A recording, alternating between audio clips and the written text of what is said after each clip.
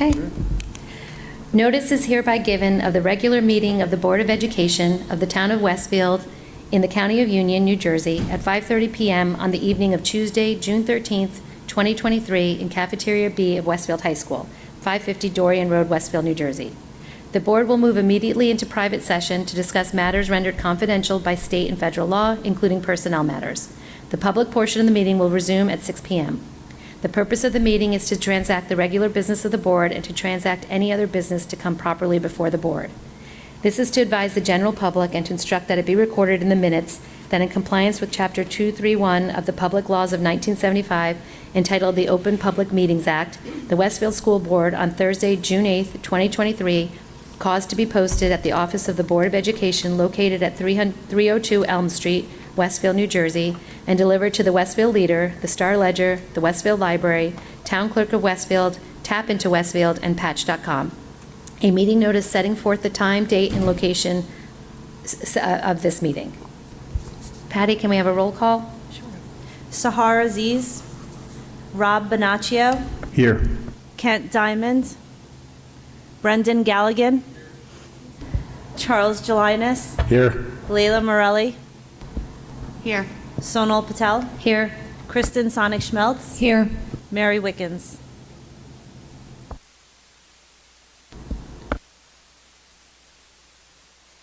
Kristen, can you lead us in a flag salute?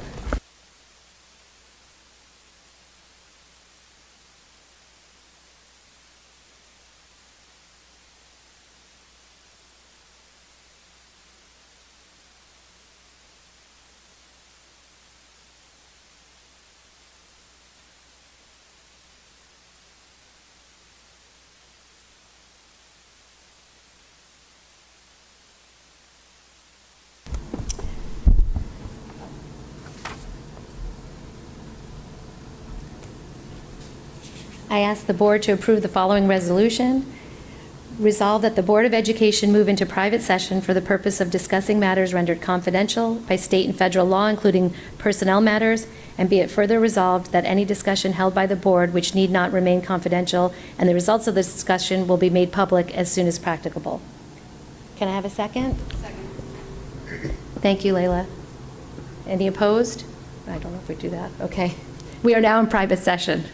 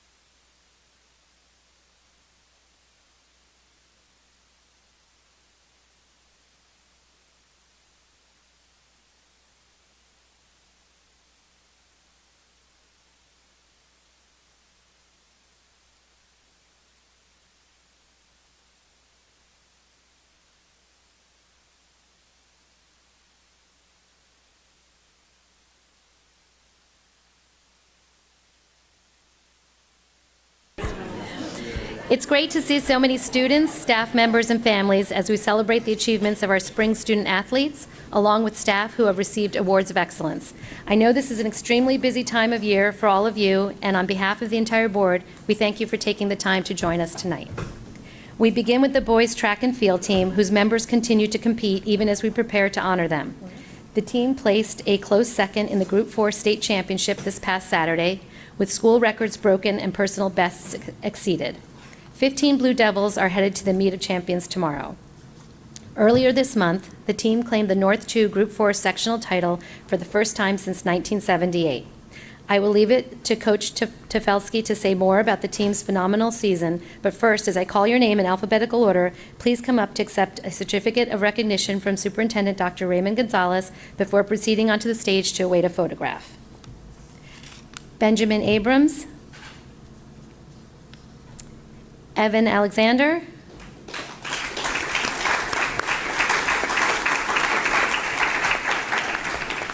Samuel Braun,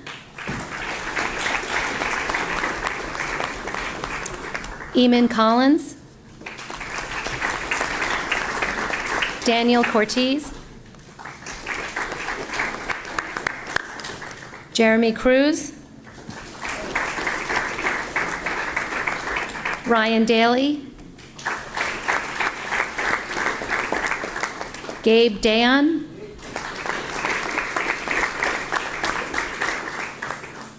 Emmanuel Gallanilo,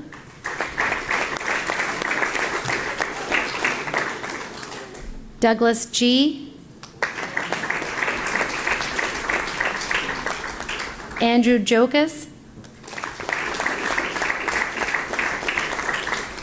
James Gilday. Jimmy ran on the winning 4x800 relay. Sorry if I say this wrong. Senu Glasgow? Senu? Sorry. Sean Henderson. Colin Kavanaugh.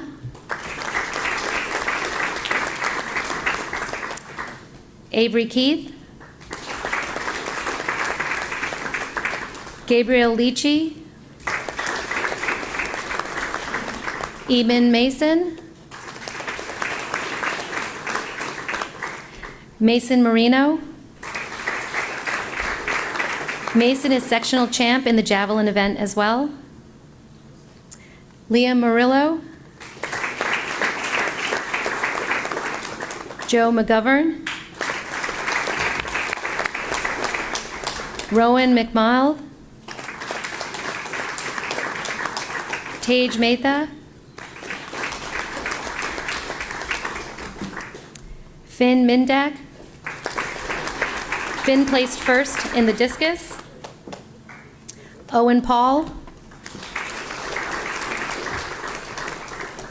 Noah Perez. Noah Petrassi. Joseph Piero. Joe took first in the 200-meter dash. Tyler Petrowitz.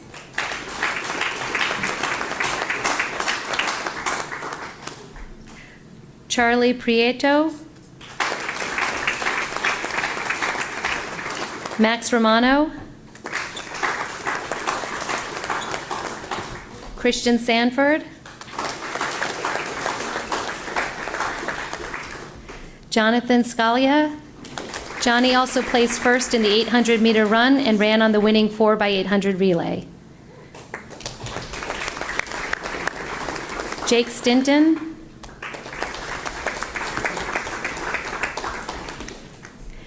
Caleb Stuckman. Caleb ran on the winning 4x800 relay. Joseph Tortorella. Alexander Valencia. Alex ran on the winning 4x800 relay. And Charles Vanasek.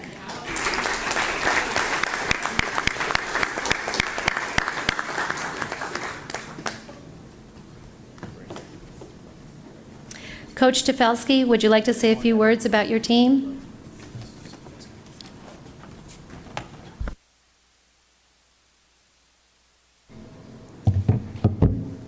Yes, thank you. Thank you so much for taking the time to recognize our program, our team, these great kids. It's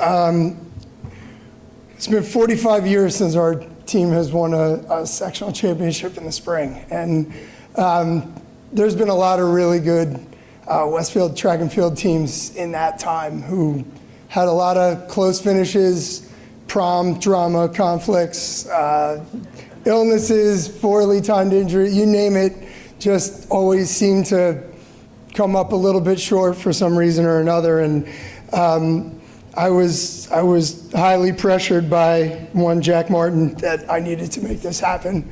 And I did not make this happen. We've got a tremendous group of kids. We have an administration, both in the district and in the school, that value the sport of track and field. We have a tremendous group of parents who support their kids. Track and field is an incredibly time-consuming sport. The meet that we were at the State Group 4 meet, and because of the air quality conditions, the two-day meet was condensed into a single day. We got on the bus at 7:15 in the morning, and we got off the bus back at Keller at 10 p.m. That was a two-day meet condensed into one, and it was a marathon session. Behind every kid who spends that time, there's a parent behind them, or there's parents behind them supporting them every step of the way. We had parents shuttling their kids home and bringing them back because they had 8 hours between events or 5 hours between events, and so truly this is the result of the combined efforts of years and years and years of work from kids, coaches, parents, administration. The Westfield Boosters are tremendously supportive of us. Our friends at Westfield Track and Field is an organization that supports us at every turn. I'd like to recognize our assistant coaches staff, because particularly in the spring season, there are 19 events at a championship meet, and you need all hands on deck everywhere in order to make that happen. And this year, one of the things that makes this team so unique was how effective we were in every event area. We've had years where we had the sprinters and the throwers, but we didn't have the distance runners to get it done, or we had the distance runners to get it done, and we were just always kind of lacking somewhere. And this year we were not one for anything. So I truly would like to recognize the good work of Eric Anderson, Matt Enzel, Mariana Bannock, Jack Campbell, Sam Heyman, Ricardo Johnson, Travis Mahoney, and John Preston for everything that they did, all the countless hours that they put in with the kids and also behind the scenes to make this happen, because this is truly a group effort. So thank you very much.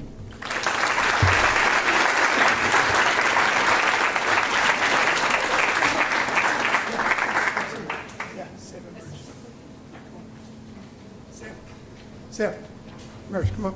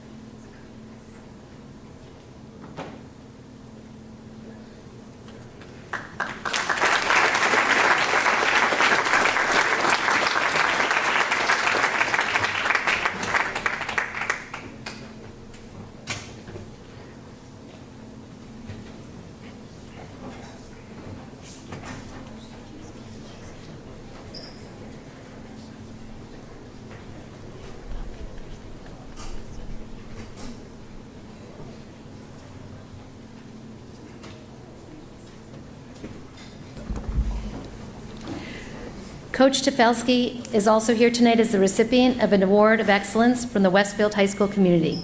Because he and his team need to head over to Town Hall for recognition from Mayor Brindle and the Town Council, we're going to go a little out of order at this point and recognize Mr. Tefelsky as recipient of the Jeffrey Family Above and Beyond Award.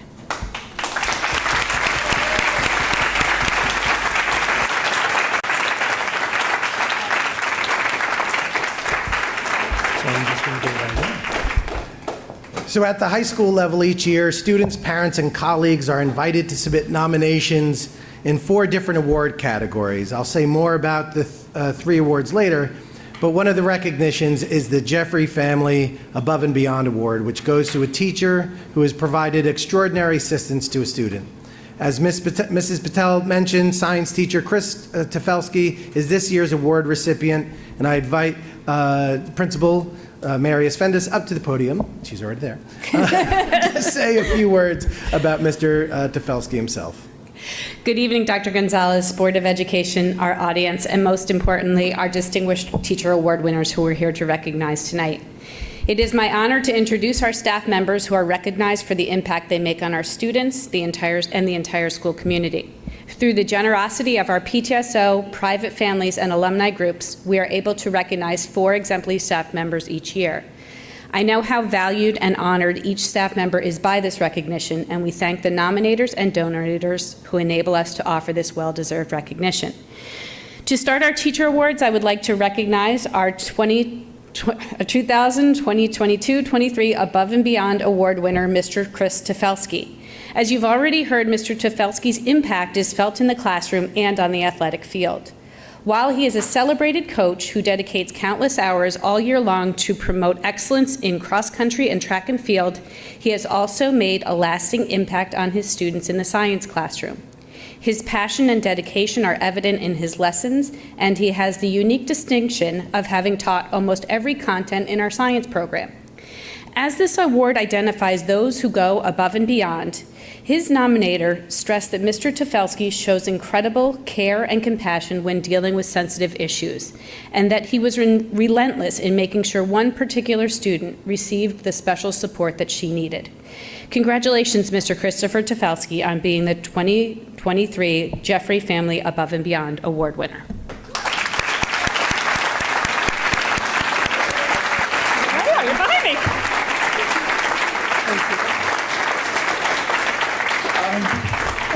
Hello again. I was thinking long and hard about what I wanted to say here, and I think one of the things that I keep going back to at this point, this is my 20th year. That feels really weird to say. This is my 20th year here. I started when I was fresh out of school, and I thought I knew a lot more than I did. And now that I've been through 20 years of working in the building and all the changes that have taken place over all those years, I think, and now raising my own children in town and having them come up through the system, and I think Westfield's a really special place. And I think we've got kids that we're going to say goodbye to in another week, but and a lot of them are probably pretty itchy to branch out and move elsewhere, but. One of the things that I really do enjoy, and it's taken some time to get to that point, is how many of us come back, how many of us return to Westfield, fill roles on the Board of Education. They raise their children here. And now I'm getting to the age where some of my friends and classmates are having children come up through the system, and that's a pretty special thing too. So some of them have kids on my team, they're in my classroom. And it's really special, and I don't know of too many other places that have something like that. I think we've got a really good thing going here. The word tradition is used a lot in Westfield, and it really makes it a great place to come to work every day and to send your kids knowing that they're going to be treated well, they're going to be educated, they're going to be held to account. And they're going to emerge from their schooling in Westfield as good, knowledgeable people. And along the way, I think there are a lot of people that I want to name, and I don't like naming people when I speak because invariably you forget someone or you slight someone or whatever. But I want to because they were here every single day for a really long time, and they've retired, and their names deserve to be heard.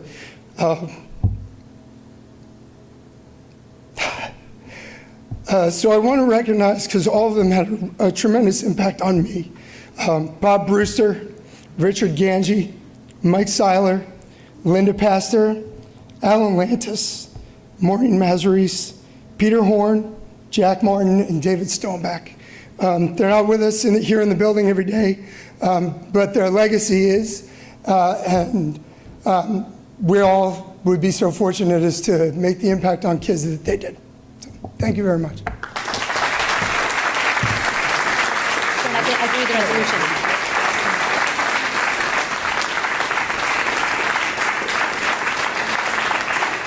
I'd like to read the resolution by the Board of Education of Westfield, New Jersey to Christopher Tefelsky.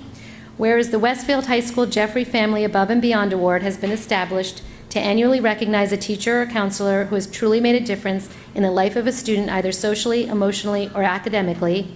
And whereas this award is presented to Christopher Tefelsky, a dedicated science teacher at Westfield High School who is lauded as a kind and passionate teacher who makes sure the students know he not only cares about their academics, but also their well-being. Now, therefore, be it resolved that this Board of Education publicly congratulates Christopher Tefelsky for receiving the 2023 Jeffrey Family Above and Beyond Award, a significant honor and a notable accomplishment.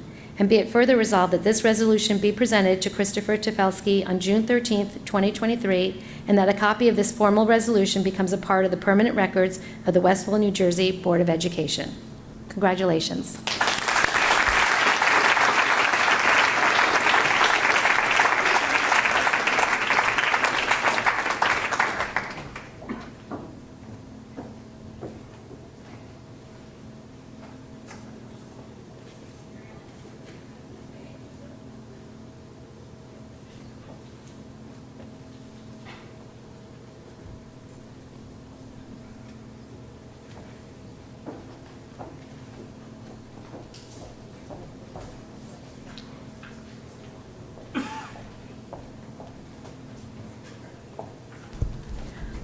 Also here with us tonight from the Spring Girls Track and Field team is Sonia Olson, who earned a sectional title in the 1600-meter run, placed 5th in the 1600 in the Group 4 State Championship, and is headed to the Meet of Champions tomorrow. Sonia, please come forward to accept a certificate of recognition from Dr. Gonzalez and proceed onto the stage for a photograph.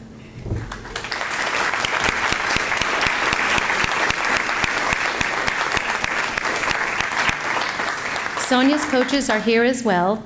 Head coach Joe Berardi and assistant coach Bannock, would you like to come up to say a few words?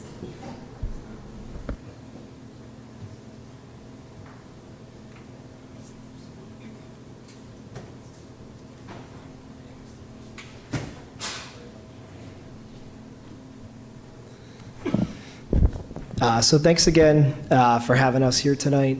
Tough act to follow with Chris, but I'll try to do my best. I think when you talk about Sonia's career here, wrapping up her senior campaign, kind of her standing up there alone kind of symbolizes, I think, a lot about this sport. It can be a lonely place sometimes.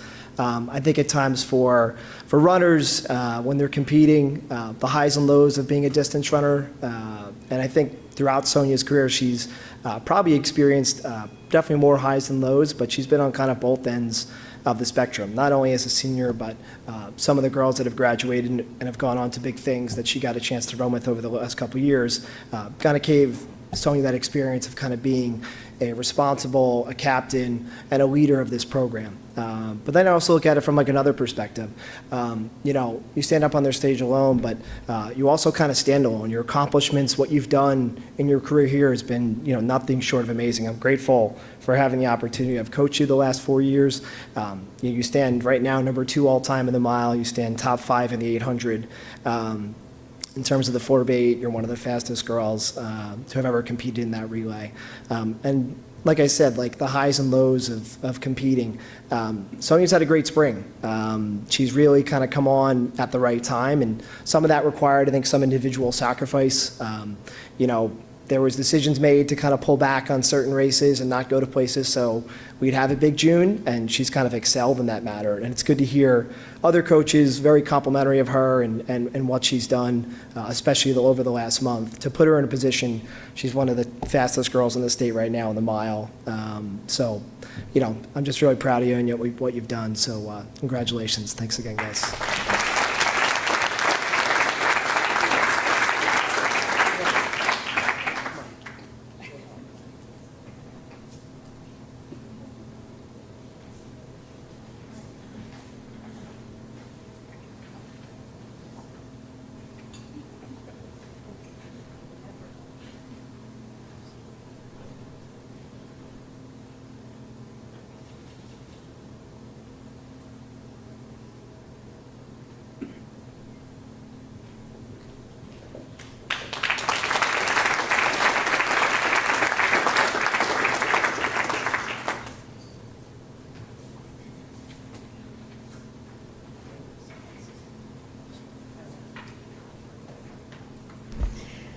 We close our student athlete recognitions with the boys varsity golf team.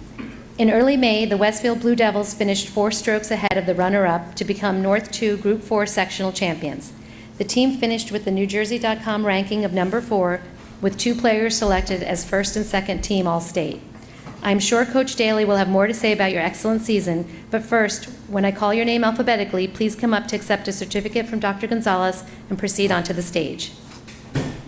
Benjamin Barshtak.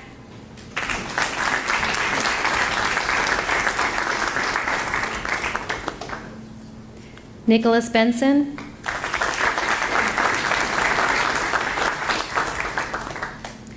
Barnes Blake.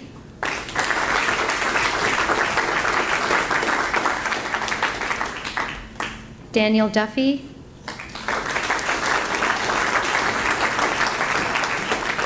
James Dunn.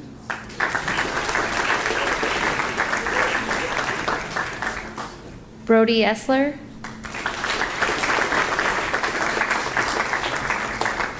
Tate Essler. Angelo Fischetti. Jonathan Gorski.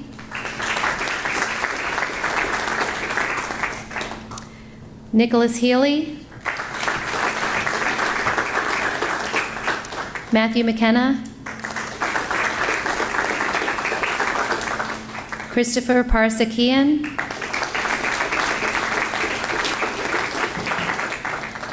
Jack Patterson.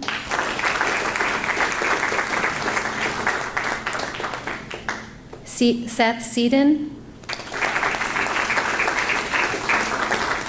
Spencer Shore. Coach Daly, would you like to say a few words?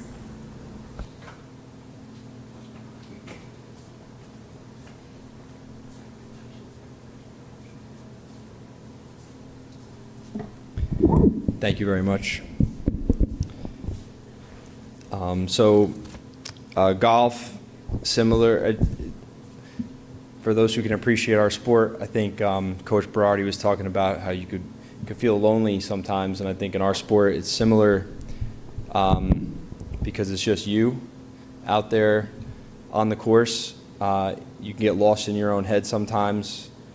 It's hard to stay disciplined. It's hard to have the mental toughness and the patience to put together a good round. And I think, for some of us who have played golf, it's hard to understand the difference between playing competitive golf and playing casual golf. And Ben Hogan had a way of saying, he wrote that the difference between casual golf and competitive golf might as well be the difference between football and tennis.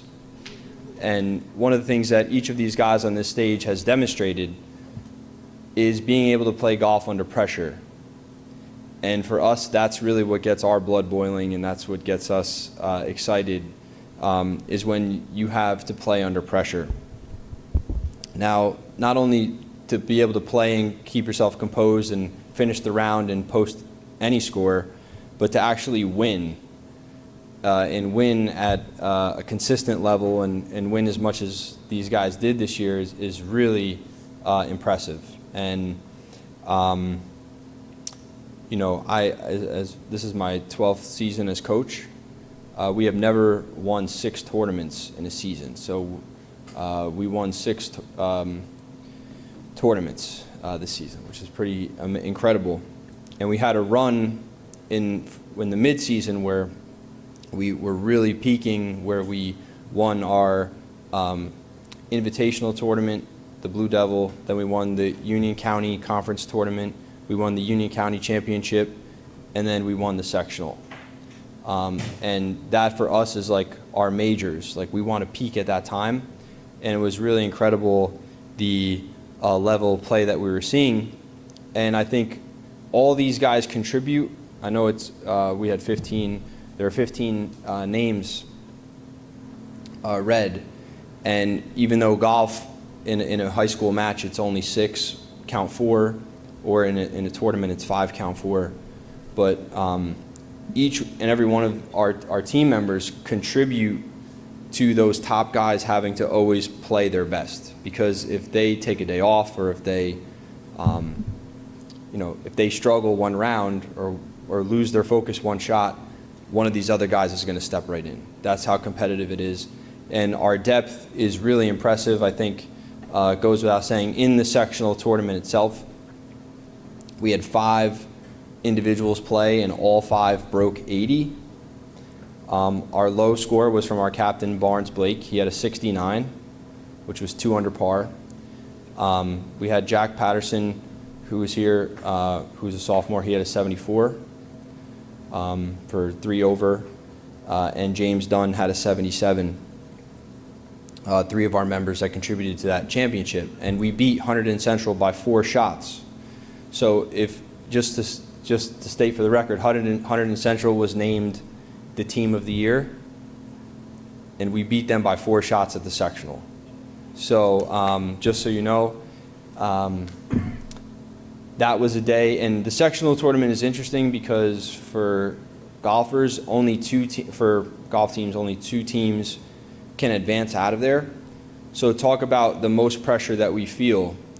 And one of my favorite memories was the bus ride home from our sectional practice round, because we went to a practice round the Friday before, and it started raining. We were all soaking wet on the bus ride home, and I just remember looking out at all 10 of the guys on the bus, and they were laughing and having a great time, and it's just like, that was such a great memory for me, because when I played high school golf, one of the things I always remember is taking the bus home.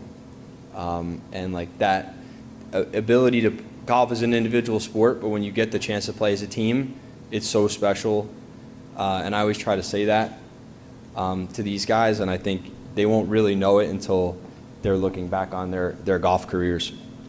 So something that is really special is our captain, Barnes, is he won 5 individual tournaments this year, and he was the sectional champion, and he won the Union County Championship 3 times in his career. So he had a back-to-back-to-back three-peat. And it could have been a 4-peat, but his freshman year was the COVID year, so we actually didn't have a season. So that was very special. Barnes will be attending Georgetown next year, where he will be playing golf. And our other senior playing golf next year is Tate Essler. He'll be going to Skidmore College, where he will be playing golf. So guys, you did a great job handling the pressure. Thank you for all your efforts to play as competitively as possible and always give your best. I'm very proud of this team this year for what they showed on and off the course, the respect that they showed when we did volunteer events, or whether we were just at the driving range hitting balls. They always showed a high level of effort, concentration, focus, and discipline, and that's very important on the golf course. Thank you guys. Have a great night.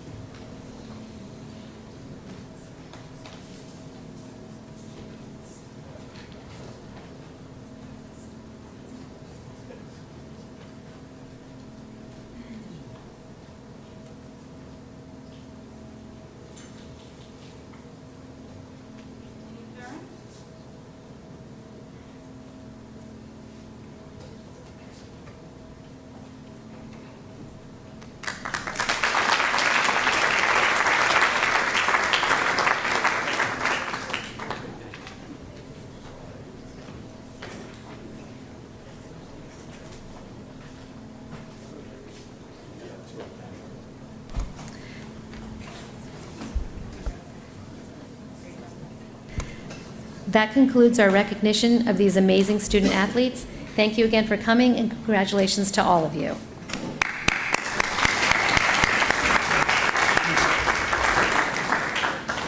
I will turn it over again to Dr. Gonzalez to continue the staff awards recognitions.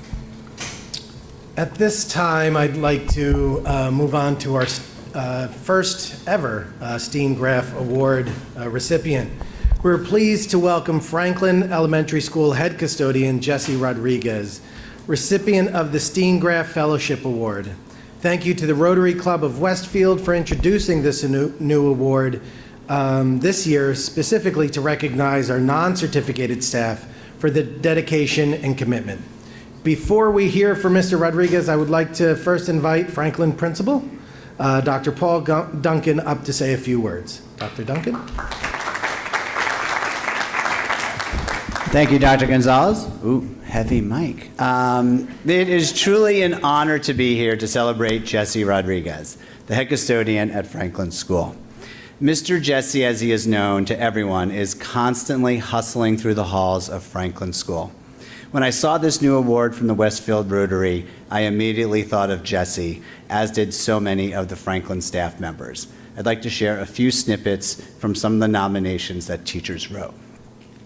Mrs. Bone wrote that the students all love Mr. Jesse, and they know they can go to him for help for almost anything, from helping an impossible to open thermos, which are tricky, or cleaning up a mess. When something is broken, you can hear, "Ask Mr. Jesse, I'm sure he can fix it for us." Mrs. Reichel wrote that he is always willing to lend teachers a hand in anything needed to help our school community, even when it's out of his job description. His work ethic deserves to be recognized.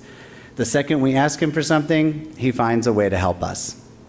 Mrs. Topping said that he is constantly seen painting and improving different places in the building. Jesse embodies the spirit of someone who not only cares about his job in our school, but the people he works with. He truly deserves an award like this. Mrs. Rigel wrote that Mr. Jesse is forever taking time to clean all the nooks and crannies of an old building like ours. He also has great taste in music. He will play music on a small speaker in the halls before school as he cleans, and it starts everyone's day off on a positive note. However, he is way more than a custodian. Jesse is the chief problem solver at Franklin School. Jesse will help with all projects and is always available to aid in helping students or staff with any issue that happens, including broken Chromebooks, zippers on jackets that are stuck, and heating and cooling issues. Basically, if there's an issue, Jesse takes care of it. He is the magician, and we would be lost without him. As the principal, I agree with all of these sentiments, especially the chief problem solver and the magician. There are countless things I don't worry about because I trust that Jesse will take care of it, which I am so grateful for. I want to thank the Westfield Rotary for creating an award like this, because we have a lot of worthy people in our district who go the extra mile to make our schools great, and this award gives us a chance to celebrate them. I think Mr. Jesse is a perfect inaugural winner for this award. So thank you to the Westfield Rotary for the support of our schools, and thank you to Mr. Jesse for everything you do to make Franklin a special place to be.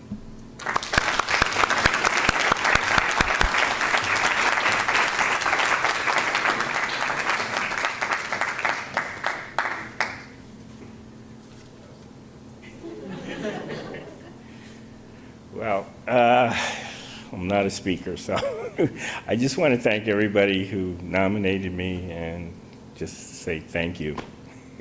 So.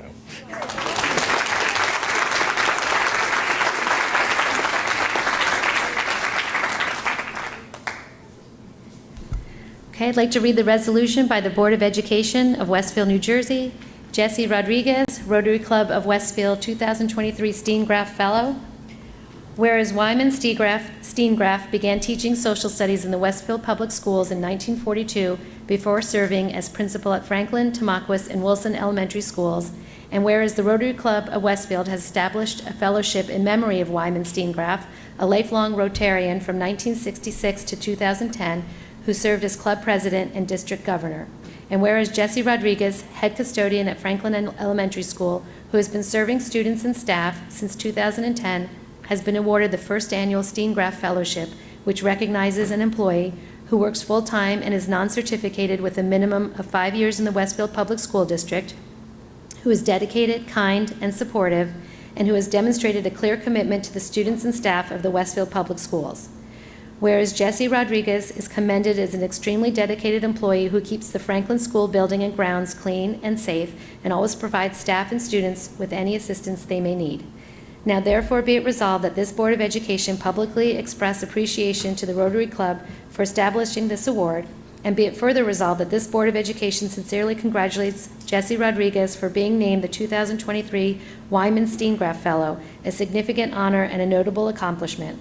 And be it further resolved that this resolution be presented to Jesse Rodriguez on June 13th, 2023, and that a copy of this formal resolution becomes a part of the permanent records of this Board of Education. Congratulations.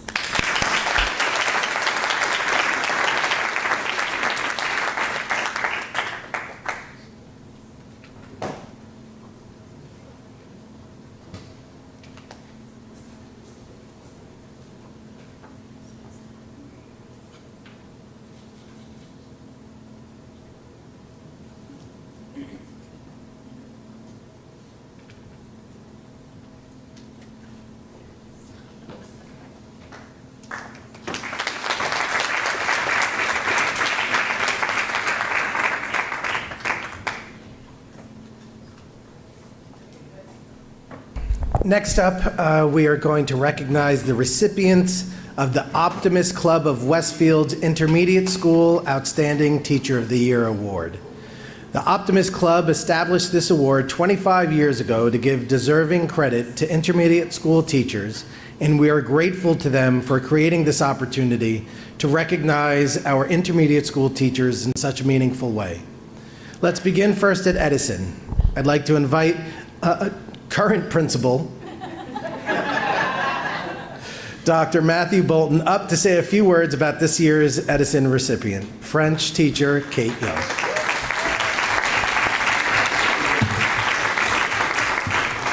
Thank you, Dr. Gonzalez, the Board of Education, and especially the Optimist Club of Westfield for annually making it a priority to recognize our district's amazing intermediate school teachers. To be an effective middle school educator takes a special type of person. It takes a person who has a genuine interest in their students, who meaningfully connects the content of their curriculum to things that matter in their students' lives. It takes a person who has the intelligence, perseverance, and patience to ensure that each of their students finds a sense of belonging in their classroom. This year's award recipient from Edison School, Madame Kate Young,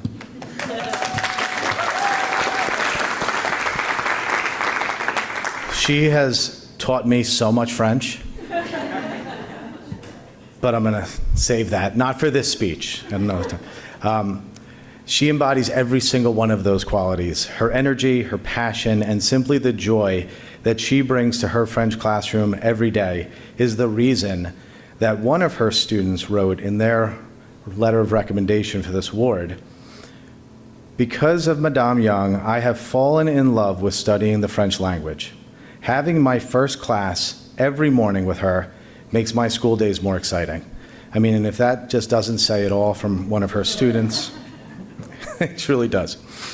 I can say with confidence on behalf of all of the teachers and administration at Edison Intermediate Schools that in our discussions, we've never said, what we've never said was, will Kate win this award? It's really, when will Kate win this award? And I'm so happy to say that that time is now.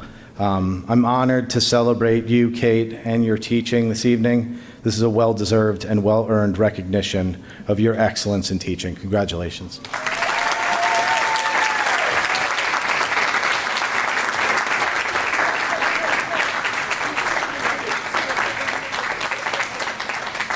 He was like actually serious for once. That was a lot. Thank you so much, Dr. Bolton, wherever you are. To say merci beaucoup does not seem nearly enough right now. I'm already crying. I am so incredibly grateful to the Optimist Club, the Board of Education, Dr. Gonzalez, Dr. Bolton, Mrs. Van Riper, who did an amazing job putting on that beautiful dinner tonight for me, and my family, friends, and colleagues for honoring me tonight. So the French have an expression known as joie de vivre. It is defined by the Oxford Dictionary as exuberant enjoyment of life. French author Jamie Callan refers to it as an attitude and a decision one makes to live a life of joy. In class on Fridays, my students celebrate this idea by sharing personal stories that embody this concept. Their answers make us smile, laugh, and can even bring tears to our eyes. They often involve pets. My dog Barkley is not here tonight, and I wish he was. Family members, friends, classmates, and teachers. What they choose to share helps us build connections and a world language community that allows us to explore a new culture and language without fear of ridicule or embarrassment. It is not easy being a middle schooler. When students enter my room, I want them to feel comfortable, stress-free, and like they're in their French home. Receiving this award has made me realize that I have been successful in this endeavor. I could not have done any of this without the joie de vivre I get from my own supportive family, my husband Brad, and my daughters Lily and Lucy, who are here cheering me on tonight. Thank you. My fantastic world language colleagues, who are all here, especially my teaching partner, Brittany Sapakino, who have taught me literally every teaching trick in the book. My Edison family literally makes every day an absolute pleasure to come to work. My administrators, Dr. Bolton, Mrs. Shaw, and Mr. Pinkay, for their invaluable support.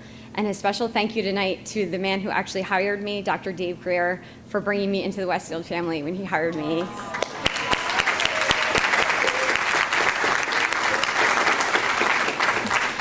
I'm so happy he apparently is returning to us.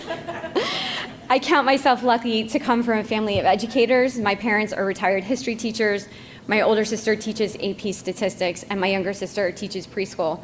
They were so proud to hear about this award, and each of them asked me the same exact question: how does your students react when you won? Relaying to them the burst of cheers and clapping and shouts of, "Madame, we knew it was you," brought me to tears. They have completely spoiled me this year, whether it was with piles of my favorite Almond Joys on Halloween that they all can't stand, and I love, Eiffel Tower replicas to add to my vast collection, a stuffed toy baguette for games, or this t-shirt that they got me this year. French teachers are so tough, we eat pan for breakfast. Pain. Their real gift has been a willingness to dance, sing, and most importantly, speak French to the very best of their ability. I could not ask for a better group of students. When we share our joie de vivre stories in class this Friday, I know that I'm going to be thanking them for making my job the very best. Their smiles and bonjour, madame, or madame, as some of them put madame and mommy together sometimes, truly make my joie de vivre overflow. Thank you again, good evening, bonsoir, and wishing you all much joie de vivre. Merci. Thank you.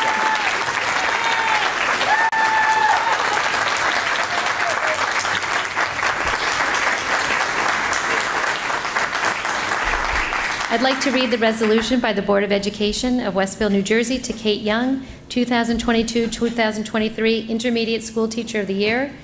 Whereas the Optimist Club of Westfield, New Jersey, a supporter of schools and children in the community for many years, has established an annual award for outstanding teaching in the intermediate schools.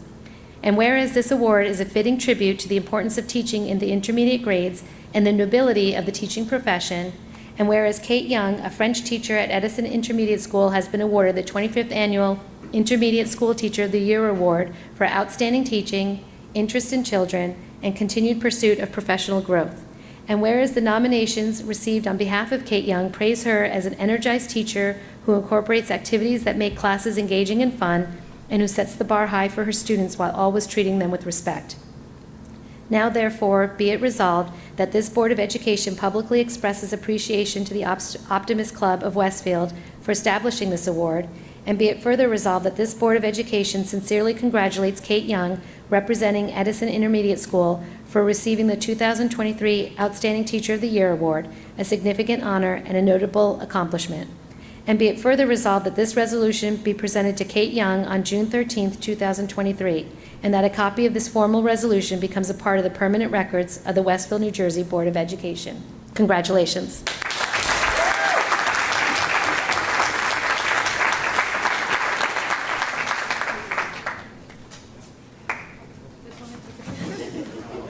You can come take a picture.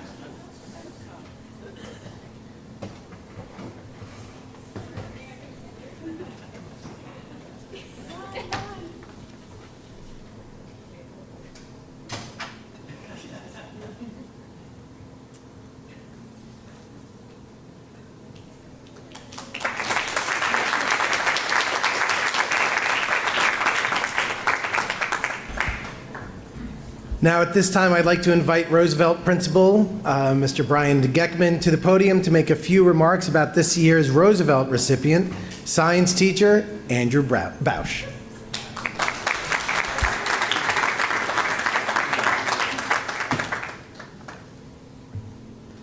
Good evening. I'd also like to thank Dr. Gonzalez and the Westfield Board of Education for giving me the opportunity to speak tonight on behalf of an amazing teacher. I'd also like to thank the Optimist Club for once again recognizing the great work our teachers have done year after year at the intermediate level. The Roosevelt community is extremely lucky to have 7th grade science teacher, Mr. Andrew Bausch. As the announcement was made during 7th grade lunch, the loud applause he received from students and colleagues could be heard all over the school. Asking a few colleagues to describe Mr. Bausch, the following words are often repeated: kind, caring, a great listener, dedicated, a friend, and a true professional. Asking a few students to describe Mr. Bausch, they responded, helpful, great project ideas, goes the extra mile, understanding, nice, and my favorite, calm, cool, and collected. Always smiling, it seems like Andrew never has a bad day. When he's not teaching a class, you can always find him in his room with his science colleague who's here today, planning the next lesson that we all know will fully engage their students. His passion in his voice, the enthusiasm he brings to class each day, his love for science, and his ability to relate and gain the trust of his 7th graders year after year are just a few things that come to mind. The warm and friendly environment he creates allows his students to feel comfortable and take educational risks. As a former teacher, Andrew is the colleague that I love to share a department and a grade level with. He's a true team player who's always willing to help out his colleagues. As an administrator, Andrew's the teacher who I'm so proud to have in my building. His classes are well organized, and he's never shy to ask for suggestions. And as a parent, there's a level of excitement when you see his name on your child's schedule. He creates a warm and caring atmosphere that allows all learners to thrive. Outside the classroom, Andrew continues his strong rapport with his former students as he coaches the Westfield High School JV soccer team, and I am happy to announce he's currently working with a colleague to introduce the STEM trip for our Roosevelt students next year. Andrew, congratulations on this well-deserved award.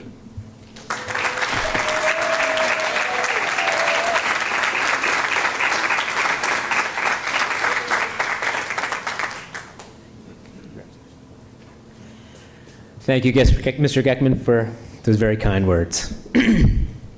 Good evening. It is truly an honor to be here tonight. Thank you to Dr. Gonzalez, the members of the Board of Education, and the Westfield Optimist Club for inviting us tonight and in celebrating the importance of education in our community. Thank you to our principal, Mr. Geckman, to Mr. Brunson, our assistant principal, and to Mr. Patterson, our department supervisor, for your unwavering support and belief in your teachers.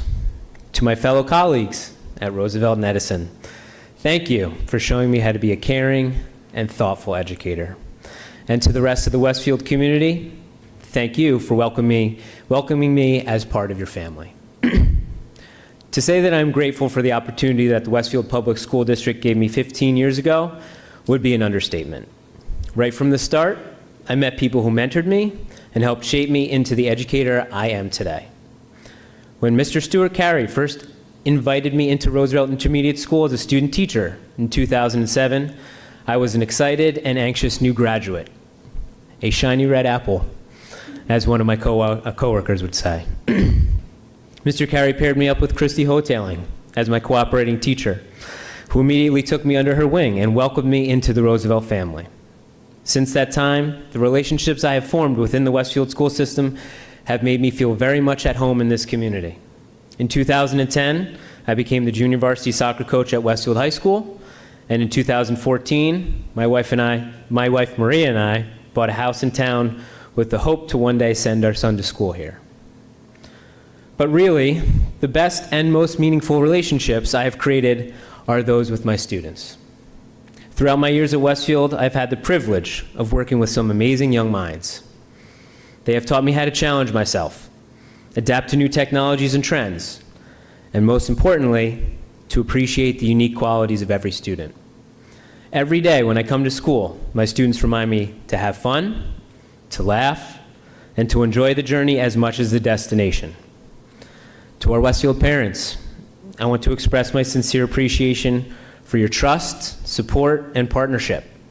Your involvement in your child's education makes a huge difference in their motivation, achievement, and character. You are the first and most important teachers in their lives, and I am honored to collaborate with you to foster lifelong learning and social emotional wellness. I'd like to conclude with a few special thank yous. First, to my parents and family for supporting me in my journey to become an educator. Second, to my wife Maria for always bringing out the best in me and making sure my summer to-do list is fully stocked. Finally, to all of my students for making this the best job in the world. Thank you, and have a wonderful evening.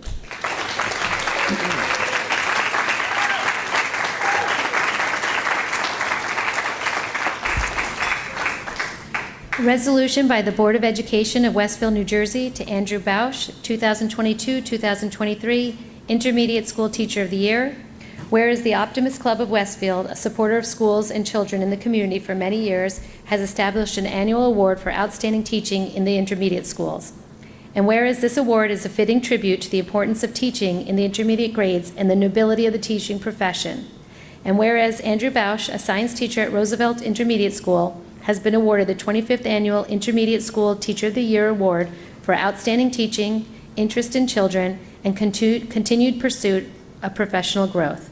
And whereas the nominations received on behalf of Andrew Bausch describe him as a positive role model for all our students and teachers who goes above and beyond for his students, working to make sure they understand the science curriculum and enjoy their time in the classroom. Now, therefore, be it resolved that this Board of Education publicly expresses appreciation to the Optimist Club of Westfield for establishing this award, and be it further resolved that this Board of Education sincerely congratulates Andrew Bausch, representing Roosevelt Intermediate School, for receiving the 2023 Outstanding Teacher of the Year Award, a significant honor and a notable accomplishment. And be it further resolved that this resolution be presented to Andrew Bausch on June 13th, 2023, and that a copy of this formal resolution becomes a part of the permanent records of the Westfield, New Jersey Board of Education. Congratulations.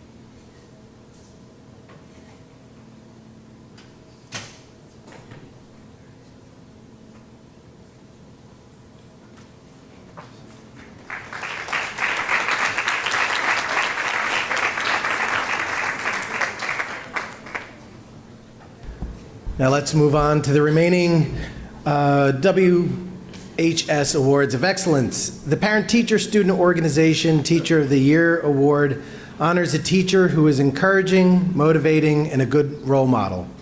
The Robert and Linda Foose Memorial Award, named for a former principal and teacher, recognizes a staff member for a specific contribution to the educational process.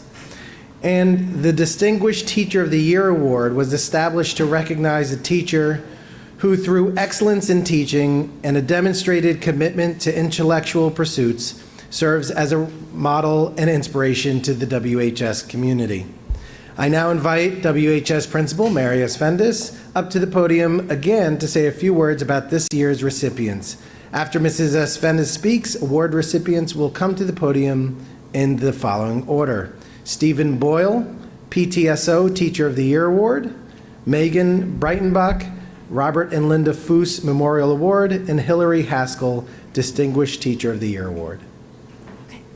All right. Our 2023 PTSO Teacher of the Year Award recipient is Mr. Stephen Boyle. Mr. Boyle has been a leader in the science department and has had tremendous success teaching college prep and advanced placement biology. Mr. Boyle is a positive role model who always greets you with a smile and a positive word. He's a member of our teacher leadership team, where he dedicates his time to improve our high school. Behind the scenes, he's a strong advocate for professional development and works tirelessly with his professional development committee to ensure that his colleagues have opportunities to grow as professionals.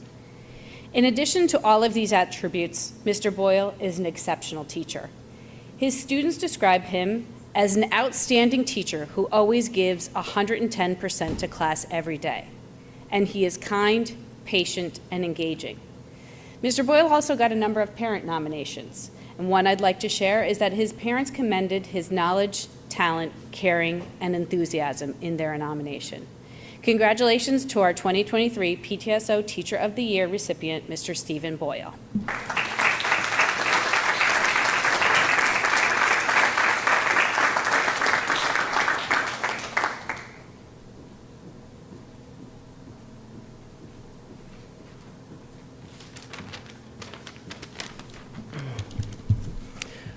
Thank you very much. I still remember in the morning when they were announcing the award winners on Blue Devil TV, Mrs. Esfenes was reading the recommendations that people wrote, and the person who wrote the one about me actually put tears in my eyes. I teach for my students. I love teaching. I love being here. I truly do. I remember when I was hired back in 2005, my parents were incredibly happy for me. My mom actually grew up in Mountainside, and I still remember driving through Westfield, passing the Rialto, going up to my grandparents' house pretty often, and to think that one day I'd be teaching here. As Mr. Tefelsky said earlier, this is truly a special place to be. The sense of community is great, and my mom was right. She told me when I got hired that this is a wonderful community, it's a special place, and it truly is. After all these years teaching here, it really truly is. I love being here. I'm blessed and thankful to be part of the Westfield community, and I will continue to do my best in helping my students build up their knowledge in the field of biology and science overall, to become great thinkers and to grow in virtue. Thank you very much for this wonderful recognition.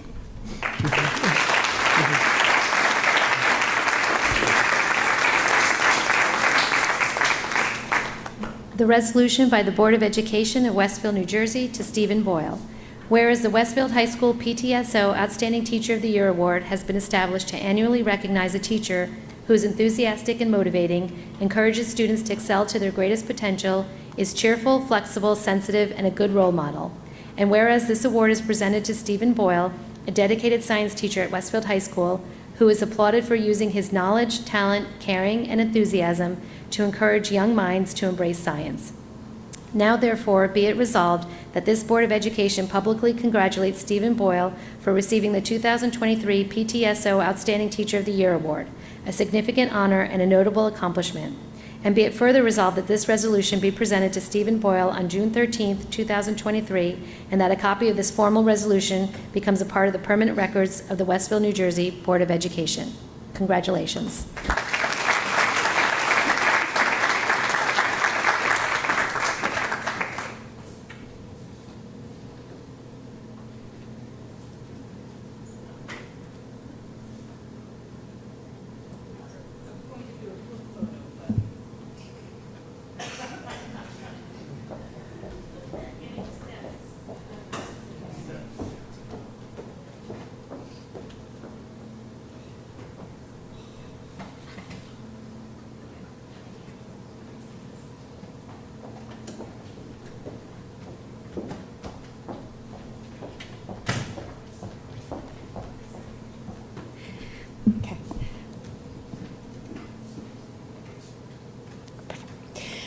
The Robert and Linda Foose Memorial Award winner this year is given to Ms. Megan Breitenbeck. While this is only Ms. Breitenbeck's second year as a special education teacher at Westfield High School, she has already made a significant impact on the students and community of Westfield High School. After seeing her skilled collaboration with her co-teacher, she was invited to present strategies to the whole staff in a faculty meeting. This year, she jumped in to be the co-advisor of the junior class, which, if you don't know, that's a pretty significant undertaking because that's where you plan the prom. She did a wonderful job. She does all of these things with positivity and enthusiasm. Finally, her compassion for and support of her students is commendable. Her students describe her as a professional, caring, and helpful teacher who makes school a comfortable environment to learn. Congratulations to the 2023 Robert and Linda Foose Memorial Award winner, Miss Megan Breitenbeck.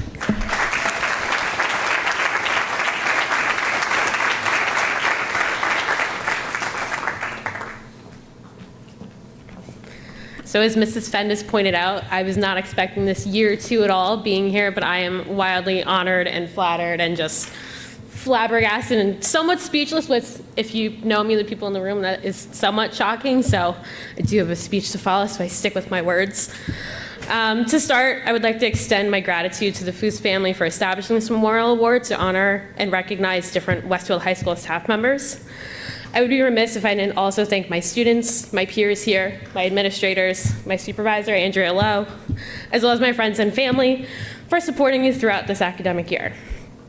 When I came to Westfield last year, I was very unsure what to anticipate. I'm sure that many of you might agree that starting a new job in a new district during a worldwide pandemic is somewhat impractical, but instead of learning how to bake bread, doing TikTok dances, or anything like that, my goal was to find a new community to help me pursue my passions as an educator. A community that took pride in its legacy and traditions, a community that was diverse in its needs as well as its members, but more importantly, a community that truly felt like home. I am immensely grateful and fortunate to have found all of these qualities here and more since coming to Westfield. The continuous supply of supportive, friendly, and charismatic individuals who effortlessly embody all these qualities are what make this wonderful community a home for many, and for myself now as well. Although my time at Westfield High School has been brief, I feel exceedingly fortunate to have found a district that has allowed me to grow further as a teacher and as a person holistically. As I continue on at WHS, I look forward to continuing to engage with my students, the larger Westfield High School community, and the town of Westfield as a whole. Thank you again. I'm beyond appreciative of this award and recognition, and I really truly hope to carry on the intentions and tenets of the Robert and Linda Foose Memorial Award for my foreseeable future here at Westfield.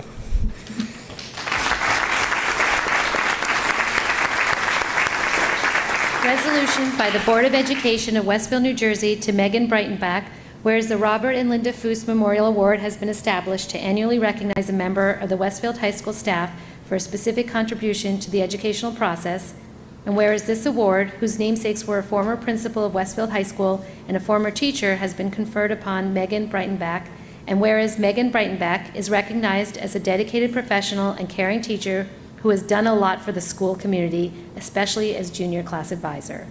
Now therefore, be it resolved that this Board of Education publicly congratulates Megan Breitenbach for receiving the 2023 Robert and Linda Foose Memorial Award, a significant honor and a notable accomplishment. And be it further resolved that this resolution be presented to Megan Breitenbach on June 13, 2023, and that a copy of this formal resolution becomes a part of the permanent records of the Westfield, New Jersey Board of Education. Congratulations.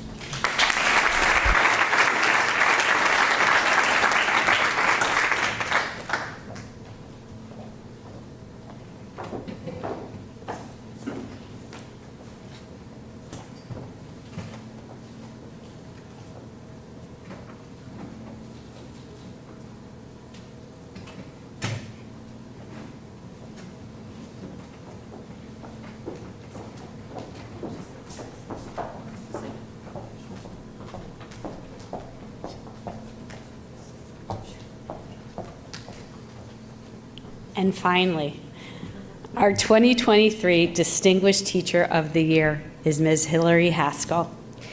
Mrs. Haskell is an Mrs. Haskell is an inspiring educator who has dedicated her time to enhancing the social studies curriculum and improving our school community. She also is a contributing member of our teacher leadership team, and her thoughtful approach is always focused on finding the best solution to address concerns and issues in our school. Her collaboration with her colleagues is commendable, and through this work, they have been able to implement new and innovative ideas. This fall, she shared her expertise by hosting a student teacher from Seton Hall. Her passion is evident in all she does, and her student nomination shared that Ms. Haskell is the pinnacle of what an amazing teacher should be. She helps students synthesize events, which is applicable to us in the real world. And finally, she leads her class to care more about the learning than achieving a certain grade. Congratulations to our 2023 Distinguished Teacher of the Year, Mrs. Hillary Haskell.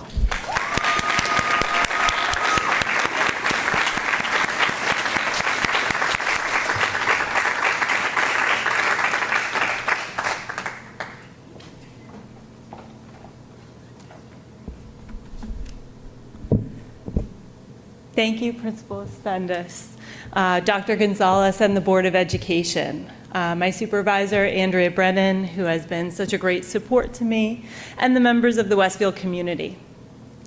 I think the most meaningful aspect of receiving this special award is that it comes from student nominations. The beautiful words and reflections that students past and present have written and shared over the last few weeks have been truly humbling.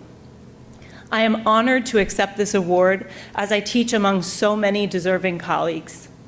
And while this award has brought an invitation for such open and lovely feedback, often students show us their appreciation in more subtle ways, by bringing an article that they found about a topic we are learning about in class, or by discussing a lesson with their family member over the dinner table.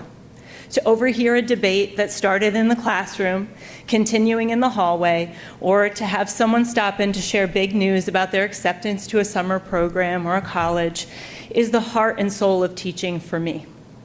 These are the moments that show how special our job as educators is.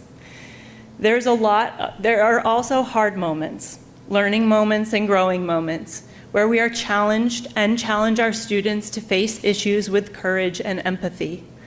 But all of these moments remind me that I am part of a community, something that is larger than myself, and that my role, my dedication, my willingness to evolve and connect with others matters. So thank you for that.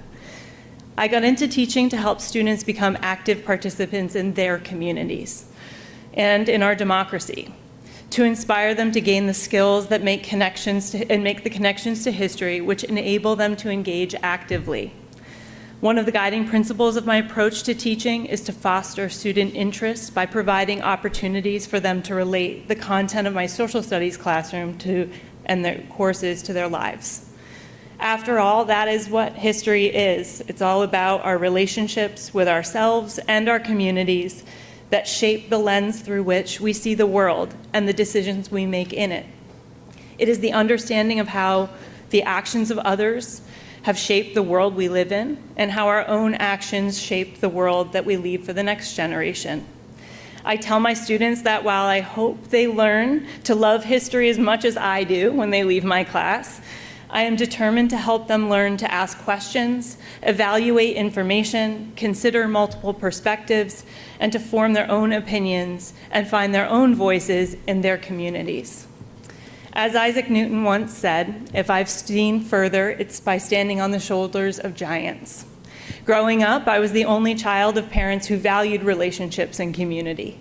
My mom, who is here tonight and our educator, taught me the value of curiosity, the power of knowledge, and appreciation for the selfless work of helping others.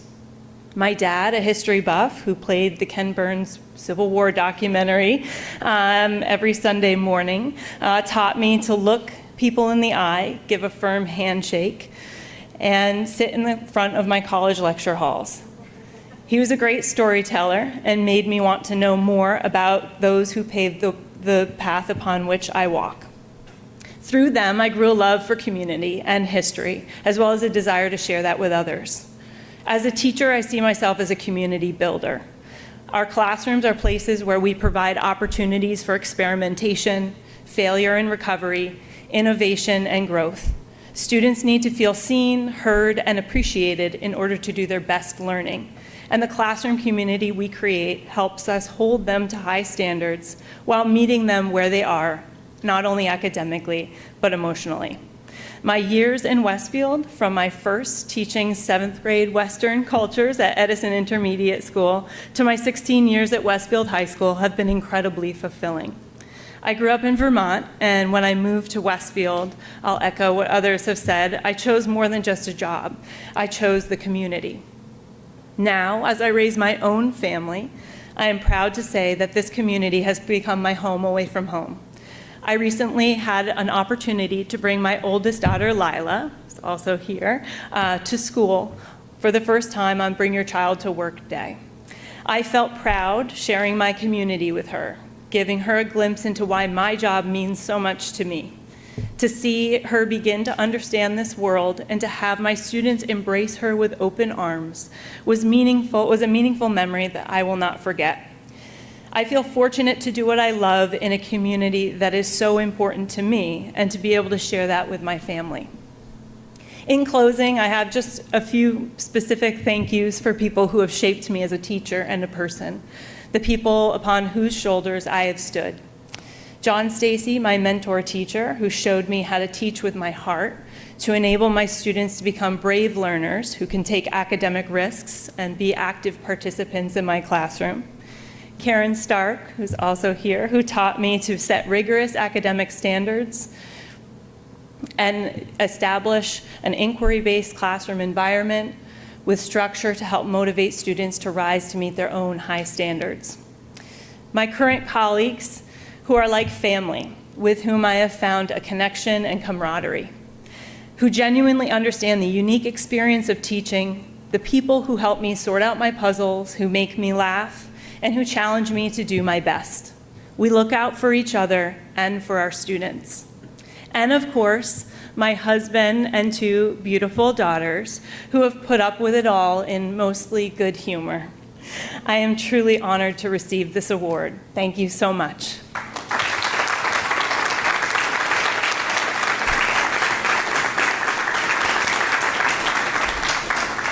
The resolution by the Board of Education of Westfield, New Jersey to Hillary Haskell, whereas the Westfield High School Distinguished Teacher of the Year Award has been established to annually recognize a teacher who, through both excellence in teaching and a demonstrated commitment to intellectual pursuits beyond the classroom, serves as a model and inspiration to the high school community to strive towards excellence. And whereas this award is presented to Hillary Haskell, a dedicated social studies teacher at Westfield High School who is praised as the pinnacle of what an amazing teacher should be, always highly engaged in the class and interested in her students' opinions and questions. Now, therefore, be it resolved that this Board of Education publicly congratulates Hillary Haskell for receiving the 2023 Distinguished Teacher of the Year Award, a significant honor and a notable accomplishment. And be it further resolved that this resolution be presented to Hillary Haskell on June 13, 2023, and that a copy of this formal resolution becomes a part of the permanent records of the Westfield, New Jersey Board of Education. Congratulations.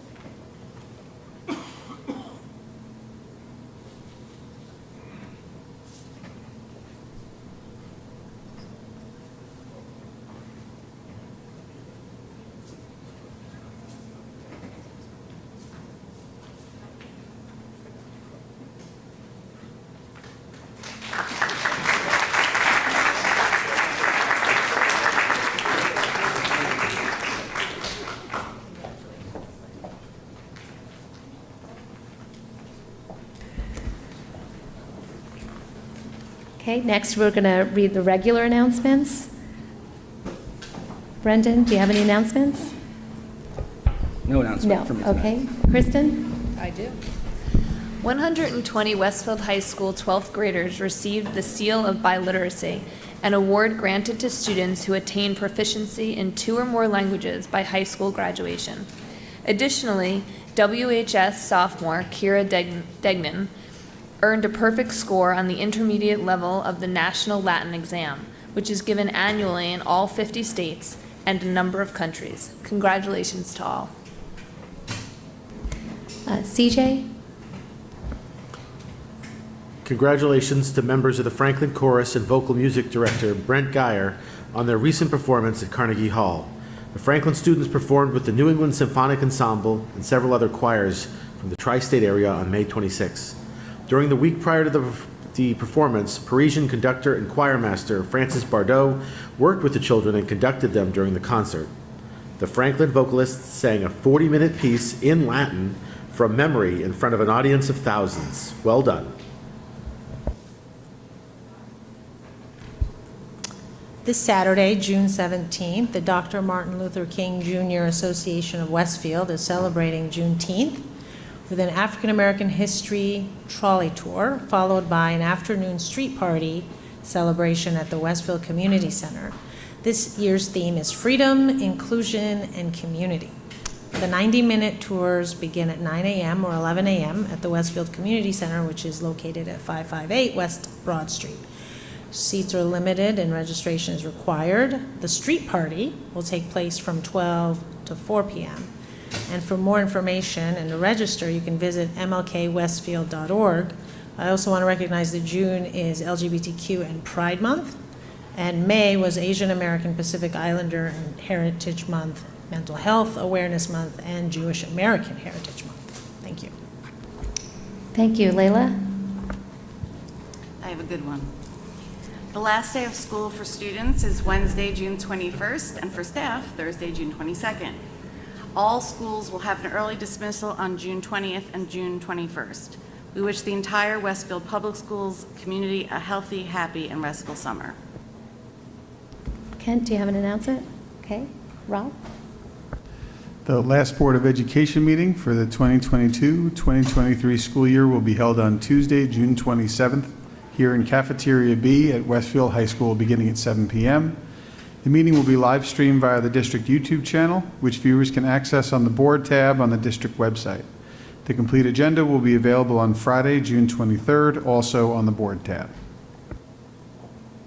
Okay, we'll turn it over to Dr. Gonzalez for a report by district administration. Thank you. This evening, I'd like to take the opportunity to publicly share the draft goals and objectives for our strategic plan for the 2023 to 2028 timeframe. This plan began to take shape last year in August when the Board of Education approved the Madison Institute to facilitate the strategic planning process. This 9-month journey brought all members of the school community together to work toward a common objective to develop a series of goals and objectives to shape the future of our school district. We're grateful to the over 3,000 individuals, parents, staff, and community members, as well as students, who provided valuable input through surveys and in-person sessions. This plan will serve as a blueprint for the Board of Education, the administration, and the entire school community as we plan out our 5-year priorities and the roadmap to get there. Work to finalize this strategic plan and its action items will continue over the summer and into the fall after the Board of Education approves the goals and objectives at the subsequent meeting in June. So this evening, I'm just going to run through each of the goals and objectives to be able to give an overview of the content of each, and also to give a sense of the action items that are associated with each of these goals. The first goal is a learning goal. This is a goal that will guide the deepening of learning experiences of all students to prepare them for the future, with 4 objectives. The first is an objective to create a unifying vision for learning that aligns and organizes the curricular and instructional program around core knowledge, skills, and competencies for all Westfield students. The second objective focuses on enhancing curricular offerings to encourage students to explore, create, and take on challenges. The third objective is to broaden academic opportunities and support for all learners. And then last but not least, the fourth objective examines the school structures that ensure best practices for teaching and learning to promote innovative and collaborative uses of time. So when you think about these objectives, they don't highlight the activities underneath each of those, but I ask everyone on the board, everyone in the community, to think about what are those things that you always wanted to see done in our school district. And I would recognize that each of these objectives would be able to house one of those activities. When we think about the work around curriculum and instruction and our ability to create documents that provide both the guidance and the resources and the opportunities to ensure consistent expectations and practices across our schools, you could see what role the curriculum development and revision process will play in order to deepen the learning experiences for our students. We also identify that there are opportunities that we currently know exist within our schools to provide academic support and enrichment experiences, but we've also heard over time interest in expanding those opportunities to include possible internships or other experiences that will expand the opportunities for students even beyond the classrooms.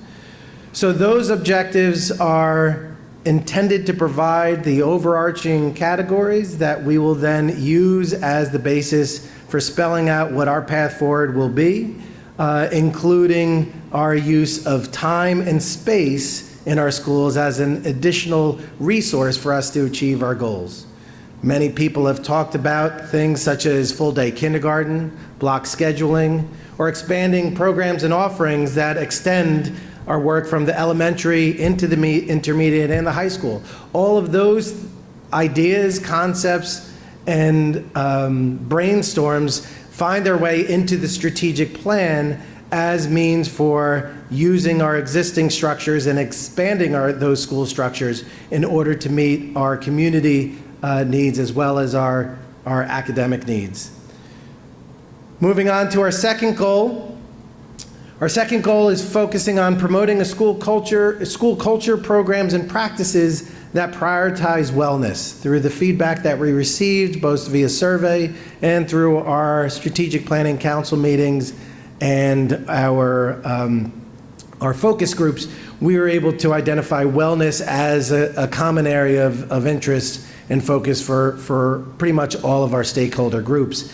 The first objective focuses on looking at our existing school counseling, wellness, roles, responsibilities, and programs and instruction in order to identify those specific areas of strength and opportunities for growth.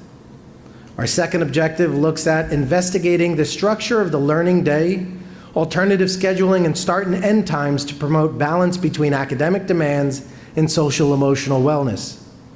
Objective number 3 looks to ensure that student wellness is a priority within the academic, extracurricular, and athletic programs. And objective 4 emphasizes the social, emotional, and physical health of students and staff to enhance a culture of belonging. Once again, within those 4 objectives, you'll likely be able to think about those activities and those experiences that you would like to see in our schools finding a home in any one of those objectives. Our ability to look at our existing counseling program and through the support of the Board of Education and the voters of this community, the addition of school counselors, dedicated school counselors, and student assistance coordinators at each of our schools now affords us an opportunity to revisit how we prioritize and support student health and wellness in our schools. But in doing so, looking across those key areas of support, not only in how we deliver those services, but also how we provide that support via our programs and instruction. We also have heard time and time again inquiries regarding how we can use time in our school day to help students be able to balance their academic, athletic, and extracurricular needs.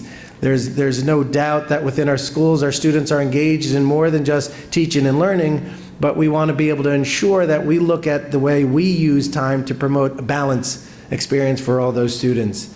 So looking at everything from our use of time to offer alternative scheduling models at the high school, or once again, you're going to see an overlap in other objectives and other goals. So that full-day kindergarten presents yet another means of being able to increase our experiences at the kindergarten level for our students to both support academic health and well-being as well as their social-emotional health and well-being. We also want to recognize that when we talk about wellness in this district, we're focused on students, but we also recognize that our staff are also priorities in our approach to ensuring that we promote a culture that prioritizes wellness. So in our work ahead and in the design of our activities that will accompany these goals and objectives, you will see activities over the next 5 years that will seek to establish programs and build upon those programs over the course of time. Next up is goal number 3, which is to increase diversity, equity, and inclusivity across the academic and extracurricular programs in our district, with, once again, 4 objectives. Now, the first objective, as many people have pointed out, is really an objective that already includes multiple objectives, as it represents the continuity of work that's been underway over the past couple of years. So we look in Objective 1 to incorporate the district's framework for diversity, equity, inclusion in the areas of curriculum materials, school-wide programming, professional development, community engagement, and the recruitment, selection, and retention of a diverse workforce. Objective number 2 focuses on investigating and addressing the disparity that exists between student subgroups in the areas of academic achievement, discipline, incidents of harassment, intimidation, and bullying, classification, and retention. Objective number 3 examines our existing program of studies to determine how to more consistently provide access and eligibility to advanced coursework and programs across our student population. And then last but not least, objective number 4 seeks to create and expand inclusive opportunities for students of all abilities to participate in athletics and visual and performing arts. As an inclusive goal, the goal number 3 includes the recognition that this work has started, but has certainly expanded over the course of time, and we want to continue to provide the focus, the support, and the resource in this school district through the strategic plan. Goal number 4 is a goal that focuses on strengthening the relationship between the schools, the district, and the community. Once again, you're going to note overlap in these goals and objectives as I've presented the 3 goals prior. The first objective is an objective that expands existing connections with governmental, cultural, and religious institutions, historical organizations, and other members of the Westfield community. Objective number 2 emphasizes the district-wide opportunities for secondary students to engage with students at the elementary level. Objective number 3 maximizes our alumni relations to identify internships, service, and career and college connections. And once again, objective number 4 highlights cultural, historical, and religious observances to raise awareness throughout the school district and cultivate an inclusive environment. Once again, through the goals and objectives, we've identified opportunities where the activities associated with each of these will take advantage of the resources we have within the community to extend the learning, service, and experiential opportunities to make use of the very generous and very rich of experience that we have within the Westfield community, and certainly be able to connect that to the learning and service and experiential opportunities associated with our curriculum, our extracurricular offerings, and we certainly want to make sure that those connections as well prepare our students for life beyond their time here in Westfield. And then we conclude with goal number 5. Goal number 5 is our all-inclusive goal that identifies a comprehensive finance and facilities plan that will allow the district to achieve all other aspects. Without a doubt, every time we talk about goals and objectives, we recognize that the ideas sound great, but oftentimes they are met with challenges because we don't have the space or we don't have the money in order to pull these things off. So this goal seeks to create objectives that will allow us to develop a plan to meet all of these goals. Objective number 1 talks about aligning the annual school district operating budget and future referenda with this 5-year strategic plan to continue to enhance the district's programs and offerings. Objective number 2 is focused on using our facilities to support a safe, healthy, and environmentally sustainable learning environment for our students. Objective number 3 focuses on providing a multi-layered district-wide strategy to support school safety and security. And then last but not least, objective number 4 seeks to identify additional opportunities for shared services and partnerships with educational and governmental organizations. Once again, as we contemplate each of these objectives associated with this goal and all the other goals, you could see how each of these interrelate, complement, and support one another. We can't talk about having a plan or a proposal for full-day kindergarten without thinking about the impact it has on our current facilities' needs and challenges. We also can't think about expanding our facilities without recognizing that it costs money to do so, and that any of the costs associated with each of these endeavors needs to be balanced with when we introduce these proposals, when we seek support from the board and the community, but also in making sure that we balance and pace ourselves so that we don't take on too much at once, and thus putting our school district, our school staff, personnel, and certainly our budgets in jeopardy.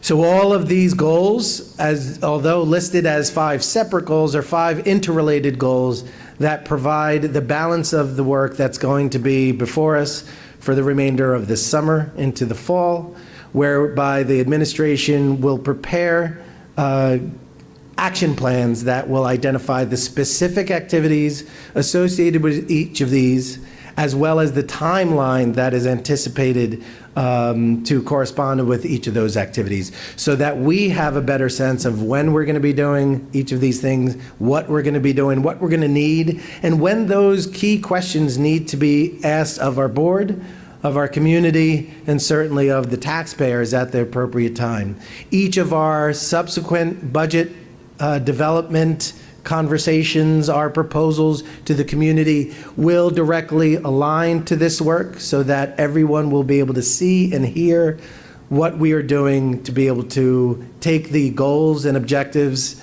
that represent our dreams and turn them into realities. I thank the Board of Education, the members of the community, the administration, and all of those who've provided input up to this point. And as a result of this presentation, this preliminary presentation of our draft goals, we will be sharing this document with the entire school community in the coming days to solicit their feedback, so that by the June 27th board meeting, when the board is presented with these goals and objectives to formally approve for the coming 5 years, we will incorporate and consider all of the feedback that has been shared up to this point. So I thank you all for your time and attention, and I also thank you for helping to shape the future of Westfield Public Schools. That concludes my report. Thank you, Dr. Gonzalez. Patrick, do you have a student representative report? I do. First, I would just like to comment on the district goals for the next 5 years. I think they're absolutely amazing. It's everything's covered that I've ever heard a parent complain about or ask for, or a student even say, what if we had this? I think it's amazing. I think this district's definitely on the right path.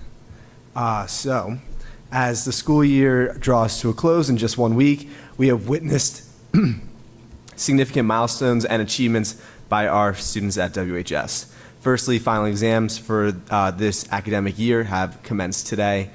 These exams provide a platform for our students to demonstrate their knowledge and understanding of the subjects they have studied diligently throughout the year. Secondly, on May 11th, we celebrated the accomplishment of 70 exceptional students who were inducted into the National Honor Society for Spanish, French, Chinese, and Italian. Among these inductees, 31 students in Spanish, 25 in French, 9 in Chinese, and 5 in Italian. The introduction ceremony was a testament to the students' commitment to their academic excellence and their dedication to mastering a foreign language. We are proud of their accomplishments, which not only reflect their individual achievement, but also highlights the comprehensive language programs offered at our school. We extend our warmest congratulations to the inductees and commend them for their outstanding achievement. Lastly, we are eagerly preparing for our upcoming graduation ceremony, which will take place next Wednesday, June 21st, at Keller Stadium. This event serves as significant milestones in the lives of our graduating seniors, symbolizing their academic achievements and personal growth throughout their high school journey.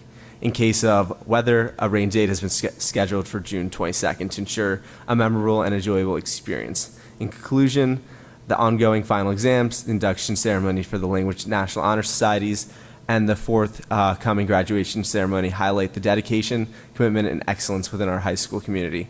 We are proud of the students' achievements and grateful for the and are grateful for their unwavering support provided by our educators, staff, and parents. As we look back on this academic year, we are confident that the accomplishments of our students reflect the quality education opportunities offered at our school. Thank you, and that concludes my report. Sonal, is there a point when we can comment on the strategic plan? Sure, we can do that now. Thank you. So first, I want to thank Dr. Gonzalez and the administrators and the staff. I had the privilege, along with many of my colleagues on the board, to attend some of these strategic meetings. They attended many more than I did, and probably every board member. So I just wanted to put on the record, at least that I was a witness to the process, and that it was very much of a consensus-based process. I learned a lot listening to the teachers when I did attend them, and confirmed what many of us as parents in the district know, is we have some excellent teachers and excellent administrators. So I think it's just important for the community members who are maybe watching live now or will watch us later to know that this is a product of a tireless effort, multiple months, and many, many people involved, as opposed to a special pet project of any particular person, right? So I just wanted to highlight that. The other thing I wanted to note, which is somewhat what Patrick said, is, as somebody who came to the district from out of state, I had certainly some observations that I thought were cause for concern of things that were lacking in Westfield. I mean, Westfield, like any school district, has its strengths and its weaknesses. And I've been bringing those up since I've been a board member, as well as before. And I'm really delighted to see some of them here, even at this high level, like the scheduling, like the wellness, like the diversity and the inclusion, like the internships. As somebody who teaches in higher education, it's really important. We have a high percentage of students who want to go to college, whose parents want them to go to college. And there are a lot of things that we could be doing more of in high school to do that. So I just wanted to reiterate that this is quite comprehensive. And the final point, which is really going to be, I think, the most difficult part of the strategic plan, and I say this because I think everyone in the community needs to think about this and invest in it, which is space. And that's expensive. And oftentimes, in my limited time on the board, and the staff and administrators know this way better than I do, they've been here for decades, most really good ideas die at the space shortage. So at some point, the Westfield community, the taxpayers, the residents, the parents who send our students to the excellent schools, we are going to have to make some decisions to decide if we want to invest in more space in our very space scarce school district so that we can actually implement this plan.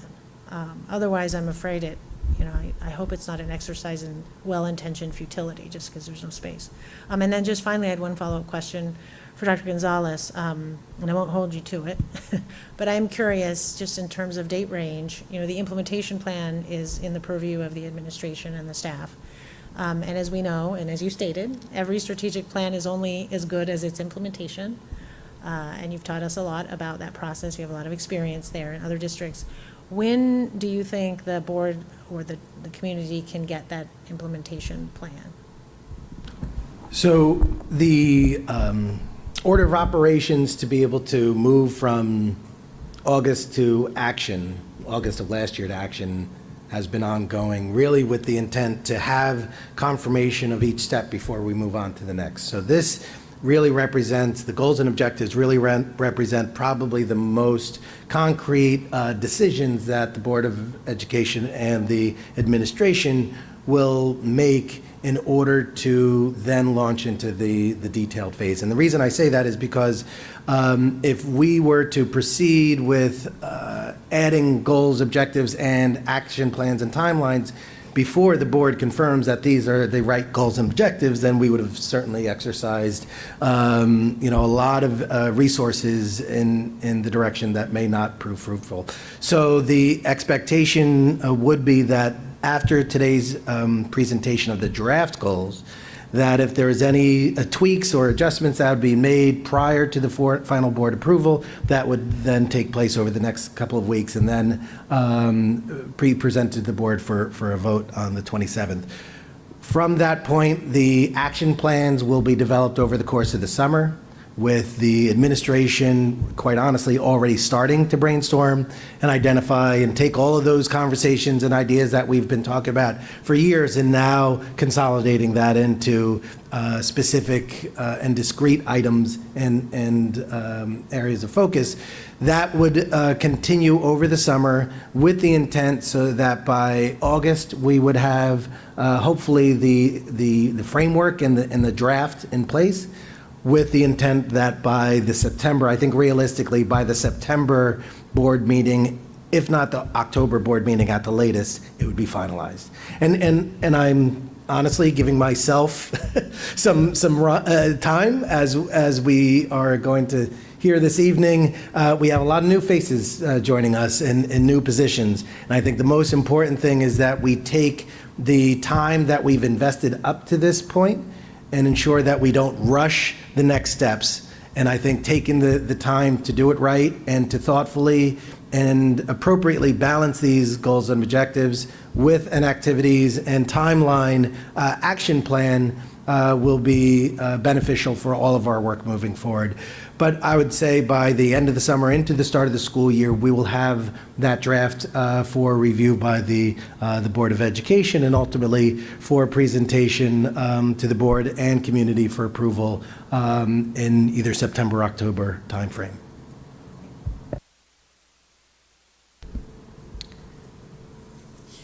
Okay, now we'll move on to the board committee reports. Rob, I think you're going to do the SIP report. Yep. The SIP committee met on June 8th. We began with a discussion of revisions to multiple curricula that are up for approval on first reading this evening. First are 3 courses in the district's gifted program: Economics, Global Trade and Finance, Inventions, and Debate.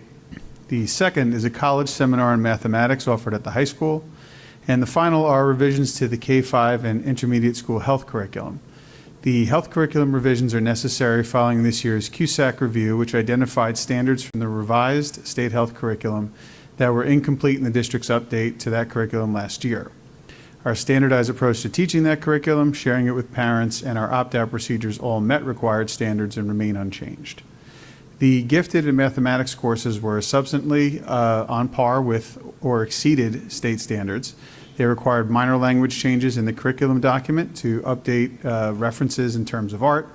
We did identify at the meeting for future discussion measuring student eligibility for gifted courses, some in quotes, through standards other than a single test given at a single point in a student's early education, and a recognition that high-achieving students who may thrive in these courses do not always test well. They may achieve in individual subjects as opposed to all disciplines, or may not develop at the same pace academically. So something to look at going forward, especially from a strategic planning perspective. We then discussed some overnight trips that are also on tonight's agenda for approval. We also received an update on first grade enrollment, which is tracking ahead of projections. Finally, we discussed the district's health-related school closure preparedness plan. Lots of words. There are no changes to that plan, which we last approved earlier this academic year. We reviewed it, and it's also on tonight's agenda for reapproval because the state now requires the plan to be reviewed every 6 months. This may seem like overkill, but there's nothing like an orange sky and a campfire smell extending for hundreds of miles to make you glad you read that document again. There are 7 items on the agenda, items A through G, for discussion and approval this evening. First are the curricula I discussed earlier on first reading. Second is the gifted social studies, science, and interdisciplinary courses we approved on first reading last meeting. Now those are on for second reading. We also have before us overnight trips for our band, for STEM students in both intermediate schools, and for some of our athletic teams. Next will be the approval of certain student-teacher candidates. And then 2 memoranda of understanding that the district is entering into with the University of Delaware and with Kane University. And those will permit our high school students to participate in Delaware's EntreX entrepreneurship course, which was discussed a couple of times at prior board meetings, as well as a course in Kane University's Holocaust and Genocide Studies Department. Students in each of these courses will earn college credit and experience college-level work while still in high school. Final item up for approval would be the school closure preparedness plan that I just discussed. We have not set a date for our next meeting, which will likely occur once Dr. Bolton formally assumes his new role as superintendent for curriculum. Looking forward to that. And I'll wrap it up there. Thank you. Thanks. Committee. Can I add to that? Is this the appropriate time to talk about the committee work? SIP? Yeah. So just to, because I'm on the SIP as well. Sure. Thank you, Rob, for that. So there's a couple things I wanted to highlight for those who weren't on the committee. The first is just emphasizing that we are going to have a large influx of first graders, which is something to remember when we're thinking about space and for the Westfield community to know. And it's going to affect class size. Hopefully, our magicians, our administrators and our staff will figure out a solution. But these are things you can't control. We're going to have a lot of first graders. So just, again, so all of us are aware, these are from really real implications that I'm sure we'll hear from parents of those first graders come September. The other issue which we talked about, which I've raised before, is that, our gifted program is in large part a high-achieving program, high-achieving student program, such that I'm not convinced that economics and introduction to global trade and finance requires that a student has to be gifted in middle school to take, or that being in debate and having debate as an option, you have to be gifted to be allowed to take, as opposed to perhaps having a certain achievement level, right, or a certain grade accomplishment. And so we did talk about, hopefully for the future as we deal with the strategic plan, and we implement it, is just thinking about how we can make sure that our students who aren't gifted, right, but they're high academic achievers, are being challenged, because they may be under challenged or not, getting these very easy A's because it's too easy for them, but they're not necessarily getting into the gifted program because of a subjective IQ test that's given in second or third grade, right? So I think it's just something that we need to be thinking about for middle school, and I wanted to just raise that. Thank you. Okay, Brendan, can you give us the finance and facilities report? I absolutely can. The committee hasn't met since our last board meeting, but we are meeting next Friday morning. On the agenda tonight, there are 4 gifts I want to draw attention to. From Miss Ellen Bass-Tripp, the donation of a Selmer AS300 alto saxophone for use within the district's visual and performing arts department. The Westfield Coalition for the Arts donated $650 to cover the tuition for Washington Elementary School art teachers to attend an art educator summer workshop at Montserrat College of Art Beverly campus. The New York Jets Foundation donated $1,000 for the girls flag football club at Westfield High School, and the Wilson PTO donated $39,200 to cover the labor and materials for the creation and construction of an outdoor classroom. Thank you to all of those groups. These are projects and programs that we would not be funding without the support of the community. So again, we always thank you, and we will always thank you guys for, particularly the Coalition for the Arts, for the continued donations that they make to us almost every board meeting. As part of the committee's work, we've issued an RFP for architectural services, and those are due tomorrow. The committee will be reviewing those probably after our next board meeting to select an architect for the district architect. We have several ongoing projects that our current architect is involved in, and we anticipate reappointing that firm plus possibly adding a second firm to the mix. Summer work is now being finalized by Sean MacArthur, and maintenance reserves will be on the 627 agenda.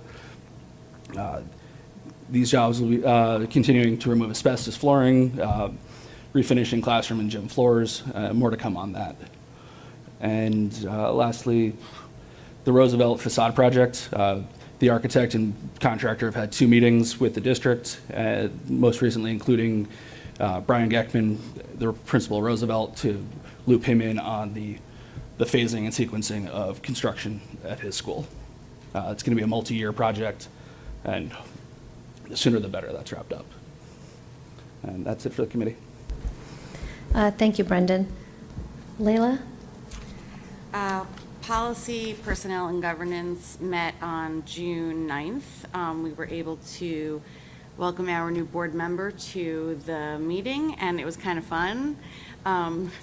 It's kind of weird to say. It was our first committee meeting that we all were like, this is kind of fun, because we were able to, I think, there was a point where there were a lot of new board members and there was a lot of us not understanding the process, and now we were able to understand it more and explain it more, and CJ was really willing to, be an active participant in it, so it was a great meeting. And on that note, one of the things that we discussed at the meeting was the completion of a board handbook to provide guidelines for committees and other board activities. It's something that Dr. Gonzalez had talked about when he started with us, and it's something that we feel that it would be helpful for everyone, for new board members coming in, when people switch committees, and we are recommending that an ad hoc committee be assigned to work on completing a draft of this handbook. Tonight on our agenda, we are considering for first reading Policy 7523, which is the school district provided technology devices to students policy. It is regarding our one-to-one initiative of devices provided to the students by the district, and it kind of lays out the care and maintenance of those devices. We also discussed again the calendar for the 2024 to 2025 school year, considering the number of days in session that are required by statute in the contract, which is 181, federal holidays, contractual days, religious and cultural holidays. There's many things to be taken into consideration when you are making a calendar and a schedule. And we also considered religious and cultural holidays based on population and the operational impact that this has on the district. In other words, significant absences either by staff or students, which would not allow us to conduct our day. And we are recommending that is something that we continue to monitor.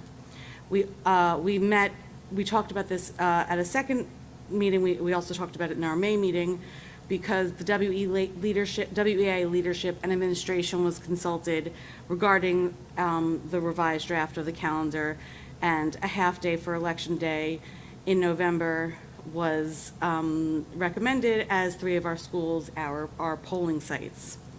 Prior to this year, and as a part of our DEI initiative, we added a resource to our school calendar, which you will see is attached as well this year, that walks through all of the major holidays in consultation with our DEI advisory committee, with informing and educating our staff and students, especially with regards to scheduling assignments and assessments around those events.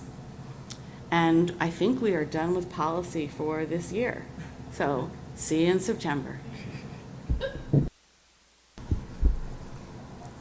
I have some questions and concerns. So as you all know, on the policy committee, which I'm not, I have raised the concern multiple times that we do not close schools for Diwali or Eid, even though these are major religious holidays in the world. 1.2 billion people celebrate Hinduism. 1.8 billion people in the world celebrate Islam, practice Islam and practice Hinduism, and thus celebrate Diwali and Eid al-Fitr and Eid al-Adha, as well as other religious holidays. In New Jersey, which is one of the most diverse populations in the country, Hindus and Muslims are actually the largest population by percentage, at 3% of the state population. Each one compromises 3%. And Westfield School District is also diversifying as more families of Asian descent and Middle Eastern descent are sending their children to our school. According to the U.S. News and World Report, 10% of our students identify as Asian or Asian Pacific Islander, many of whom may celebrate Diwali as part of their religious traditions, as well as Eid.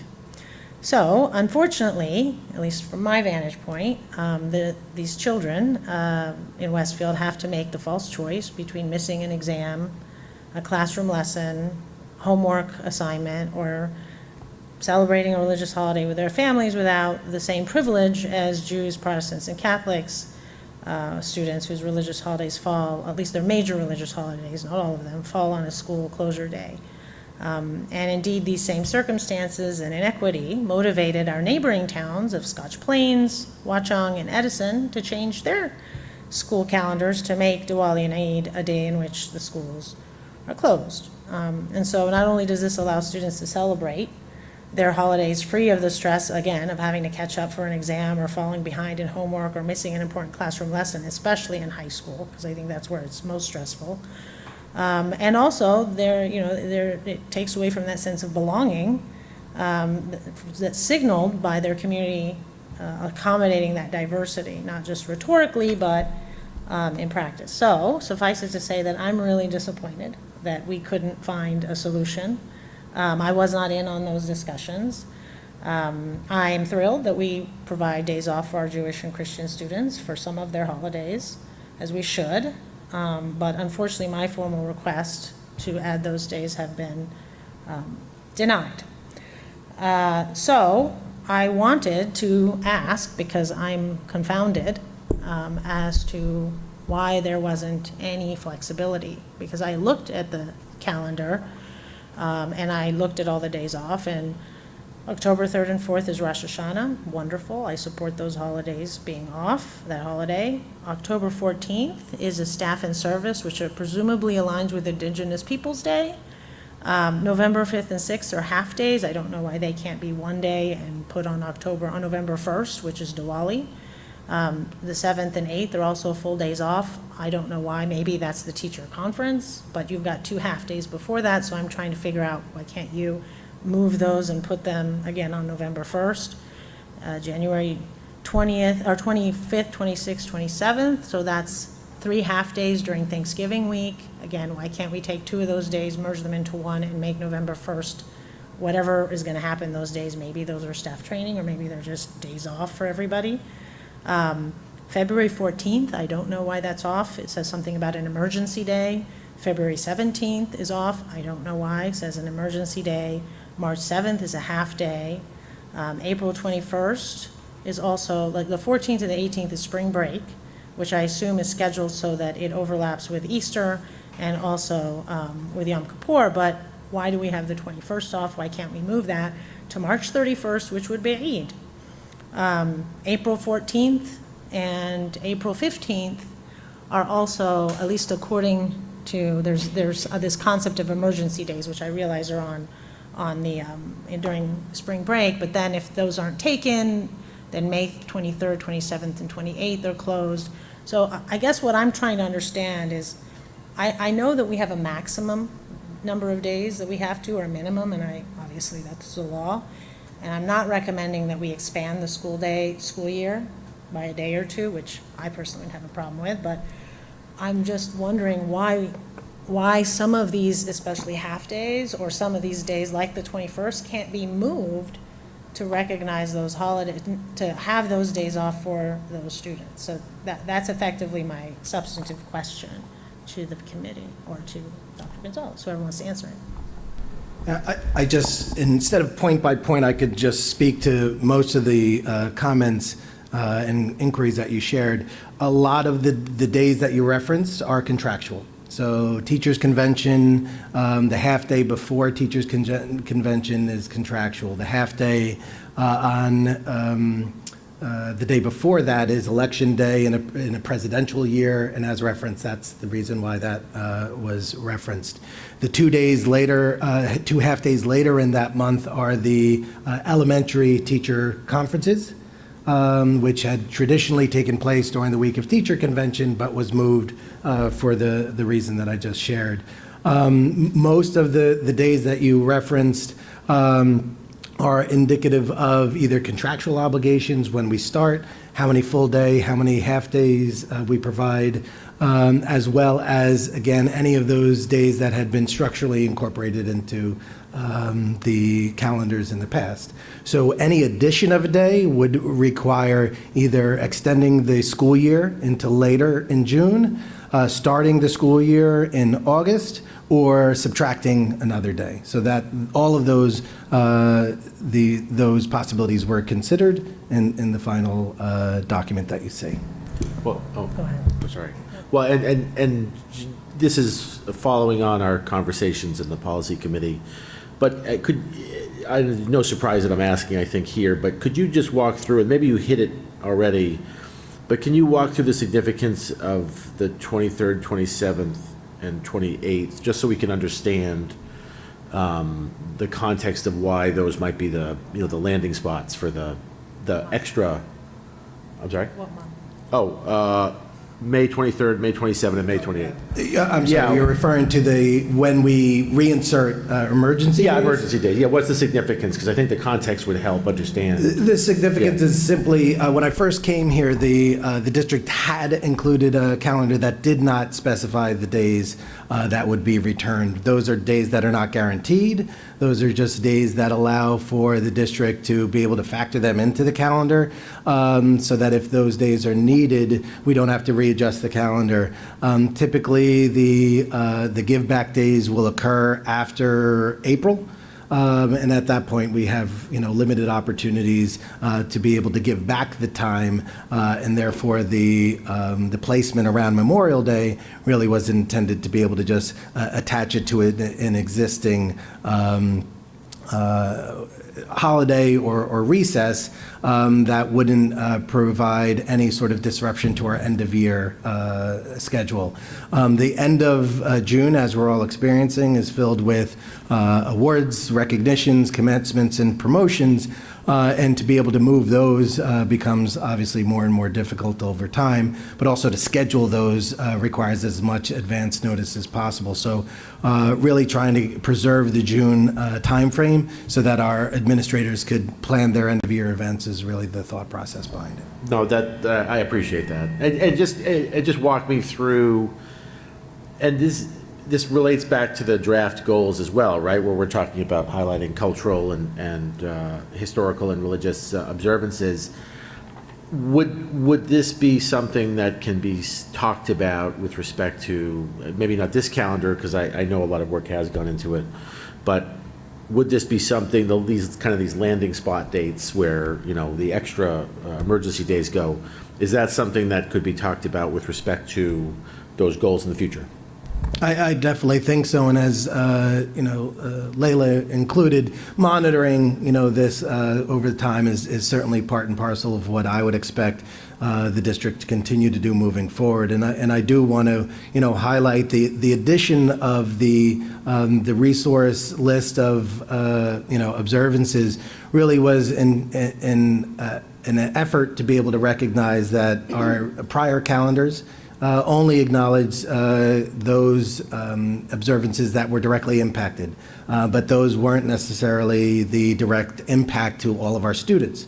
So we wanted to recognize that even though these holidays and observances sometimes cause the school to close, it doesn't necessarily mean that other students aren't recognizing or observing them in other ways. So the development of that resource was really in an effort to be able to, again, create that conversation, promote that awareness, and allow not just our students and staff, but our coaches and our community to be able to be more aware of these experiences for our students, so that when they're planning events, when they're planning play dates even, to be able to understand that there are other activities and other experiences that our students may be observing that they may not have known otherwise.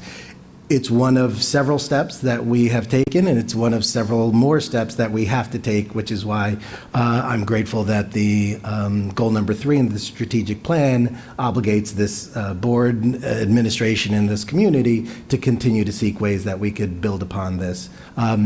These are our experiences that certainly warrant continued conversation, and I think the strategic plan commits us to that. So, why is February 14th, February 17th, and April 21st off? I don't understand. They're very random.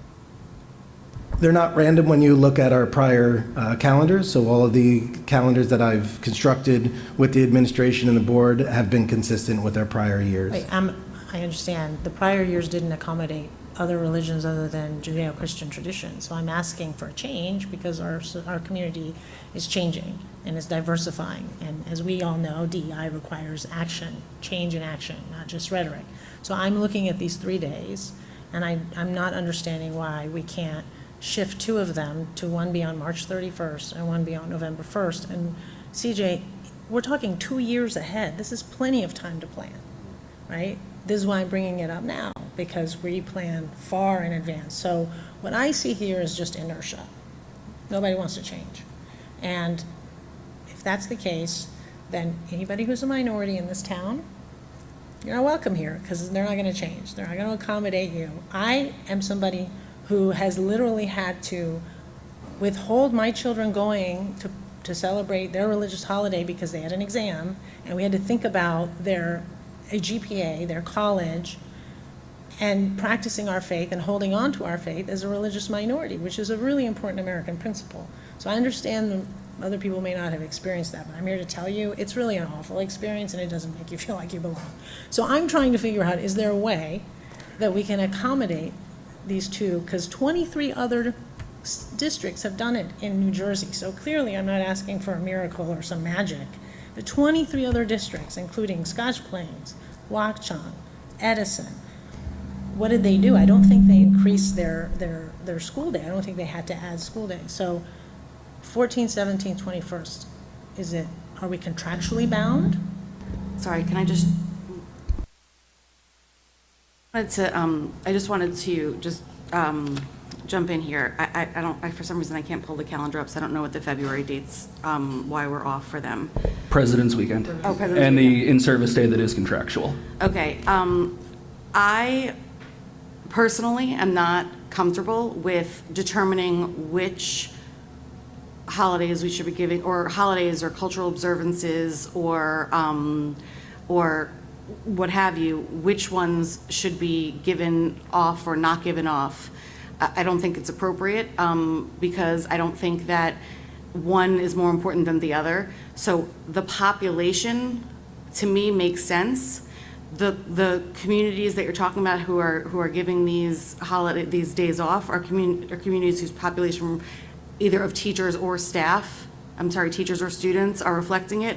I work in Mountainside. It's a very similar. It's less. We offer one of the Jewish holidays, not both of the Jewish holidays. It's not like New York City where it's across the board. It's up to each individual's town's population. So that's my rationale here. And I just wanted to jump in when you said you weren't included in the conversation. You're not on the policy committee, just like how I'm not on the curriculum committee, but there have been multiple emails back and forth. And I do want to reiterate that your concerns have been shared over and over. I have not, or whoever has been the president, Sonal and I, or Mary and I, It has not been that we have not discussed the concerns. We acknowledge them. The communication needs to continue. The articulation about this needs to continue. But just because it's not a denial. No, it's not a denial. The committee is recommending this calendar. That's not a denial. That's a recommendation that the committee is making. I'd like to add on to what Layla's saying in that it is a diverse, we are in a state that is demographically changing, so we'd like to be proactive. So it is not a denial. It is something we discussed. We brought up your issues, your concerns. We brought up many things, and we've also notified you and through the resource that we've included that there are over 100 other holidays that can be accounted for throughout, that the Department of Education in New Jersey acknowledges. So there are many of them. So as Layla is mentioning, it's not necessarily up to us to decide which ones or where based on a request. It's really based on our populations. So in order to be proactive, we have this on our radar. We don't want to be reactive, but at this time, we, based on the numbers, feel that this is a calendar that is suitable for our students as a whole. Okay, so in other words, what we need is a room full of angry parents who celebrate Diwali and Eid to protest and to write letters to us informing us that they don't feel welcome and that this is a disproportionate burden on their family life and their religious practice. And then we might think about being accommodating. Those aren't the only holidays. We need Lunar New Year. There's many. So by that logic, why do we have any days off for religious holidays? We don't need a room full of angry parents, but we can see absentees and see who's been missing and how many students are absent on certain days because it is a day that they are excused. That they're not absent because they don't, a lot of students go on their religious holidays. Students have to go to school on their Christmas, on their Easter, on their Yom Kippur, on their Passover, on their Rosh Hashanah, a lot of them are not absent because they don't want to miss school because there is a cost to it, especially the higher up you go. So I don't think that's a good measure of it. It is a denial because I've asked for it to be added. It was not added, so that's a denial. Thank you for the communication. I disagree with it. I still can't understand why February 14th or 17th, which is President's Day, are we legally bound to have that as a holiday? On President's Day, as opposed to a religious holiday for 10% of our population? Should we wait till they get to 30%, 40%, 50%? At what point do religious minorities get accommodated? When they're no longer minorities? I'm just trying to understand, 23 other school districts have done this. We have a large Asian American population. More than 10% is going to continue to grow. And I really was hoping that we could be a leader. We could lead, leader in this pack and set a signal. And I think this is a really important message to those students that, hey, we recognize you. We recognize various major faiths and major religions. And even if it's just one of those holidays, not every Eid, not every Hindu holiday, not every Jewish holiday, although every Christmas holiday, every Christian holiday. That's my point. But I'm very disappointed. So I'll just say that for the people who live here in Westfield, if you want these types of diversity, equity, and inclusion changes in action, not just rhetoric, the burden is on you. You're going to have to come write us our emails. I want to hear from you. I want to know how, this calendar and other systems and structures don't accommodate you and don't make you feel welcome. Because I'm just telling you, from my perspective, I hate every time, every Eid, we have to sit there and figure out, can you miss school or are you going to miss the prayer? And that's just not, I don't think that's fair, especially when we're talking about there are 3 large religious minorities in New Jersey, the largest: Jewish, Muslim, and Hindu. So that's what I'm saying, if you want to talk about population. I'm not saying we're going to accommodate 120 people or 120 faiths. I think that's a red herring argument. Well, and can I just ask 2 other questions? One question is, and this may be outside of the board's purview, but I figure I'd ask you, Dr. Gonzalez. to the extent there is not a day off, I know I've heard stories anecdotally that there's an attempt to try to allow for excused absences for religious observance. Is there a policy in place or a thought with respect to making sure that schools don't or teachers don't provide, projects due on that day or tests on that day, that kind of thing? That was my first question.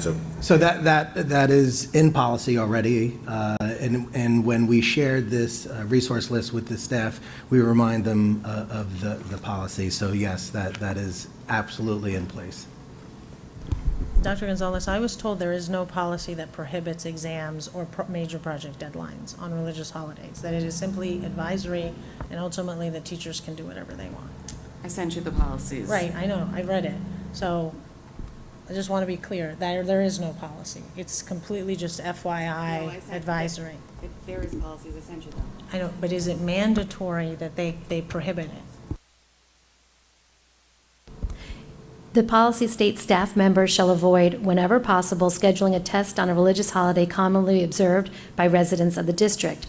However, if a student is absent for an excused absence, they will get that time to make up. So it is not you come back and then you have to take the exam, but if you have to be out for whatever reason that is valid to you and your family, then you get that extra time, whether it's a project or an exam or whatever it might be.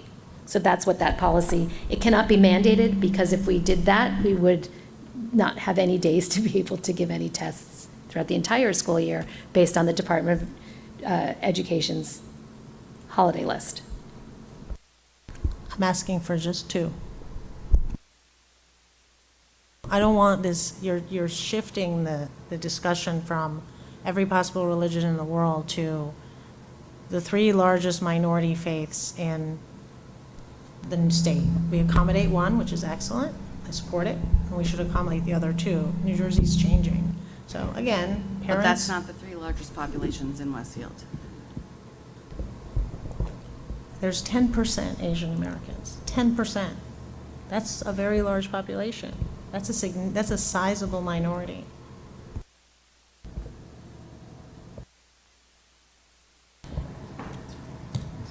Well, so based on that and what Sahar is saying, is that something that could be mandated? Again, not for this calendar maybe, but to the extent that there are significant holidays, at least for the major faiths in the state, and admittedly maybe not in Westfield yet, but could that be something in the future that's contemplated, that we, I could say that our administration and our teachers both, this isn't a new policy, this has been in place. I think the resource list is the perfect complement to this policy that allows us to now be able to use the 2 together in order to guide the planning and the practice. That was the explicit reason for developing the policy. For developing the resource, so that planning can take place at the classroom level, an activity level. So to mandate it, I think for the reason that Sonal just shared, I think it would probably be overbroad if we were going to extend it to the New Jersey Department of Education list. But from a practical standpoint, I think we've heard from many members of the board and as well as the community. We have amazing staff, we have amazing teachers, we have amazing administrators who will be able to use these resources together to make decisions that support of all of our students. So I'm comfortable and confident saying that.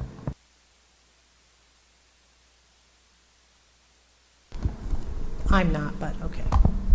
I just want to make sure the perspective of the religious minority is clear. It's easy to say that when you're a member of the majority and it doesn't affect you. Okay, at this time, we're going to recognize public on agenda action items only. During this portion of the meeting, district residents and staff are invited to address the Board of Education on agenda action items only. The board requests that individuals state their name and address for the record, the specific action items they are commenting on, and asks that all remarks be directed to the board president or designee. The board asks that members of the public be courteous and mindful of the rights of other individuals when speaking. Specifically, comments regarding personnel matters are discouraged and cannot be responded to by the board. Students and employees have specific legal rights afforded by the laws of New Jersey. The board bears no responsibility, nor will it be liable for any comments made by members of the public. If a matter concerning a district staff member is of interest or concern to a resident, the matter should be referred to the responsible building principal, superintendent of schools, or the Board of Education, either by telephone, letter, or email. Although the board may not respond to items raised during the public forum, all public comments will be considered. Please note that if any member of the public becomes disruptive during the meeting, the board president may terminate the participant statement. Continued disruptions may result in removal from the meeting or adjournment of the meeting. Each speaker's statement will be limited to 3 minutes in duration. Good evening, Dr. Gonzalez, fellow board members. My name is William Holst. I serve on the Cranford Board of Education, and I also act as New Jersey School Board Association's Union County President. Each year we give out service awards or milestone awards to our members, and this year we'd like to recognize Brendan Galligan for his 10 years of service as a school board member. Is this okay to do it this time? Actually, we do have the open items at the end of the meeting. This is the section for action items only. I apologize. Sorry. If you don't mind waiting. Nope, I'll come back up. Thank you.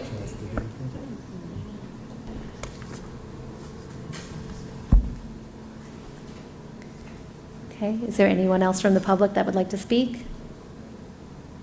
Okay, then that closes the public portion. And I move on to minutes. I'd like to approve the minutes from the May 9th, 2023 reorganization board meeting minutes and executive session meeting minutes. Second.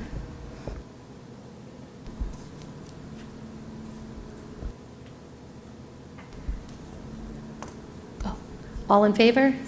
Raise your hand. Okay, we're moving on to board action agenda. Rob, for governance? Sure, I'd like to move governance items A and B under the governance section of tonight's agenda. Second, Ken? Ken.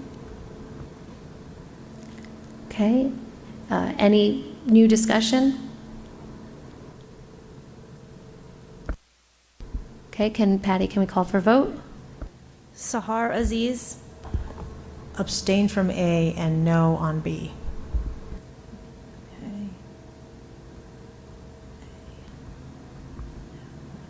Okay, hold on. Rob Bonaccio. Yes. Kent Diamond. Yes. Brendan Galligan. Yes. Charles Jelinas. Abstain on A and yes on B. Layla Morelli. Yes. Sonal Patel. Yes. Kristen Sonic-Schmeltz. Yes. Mary Wickens.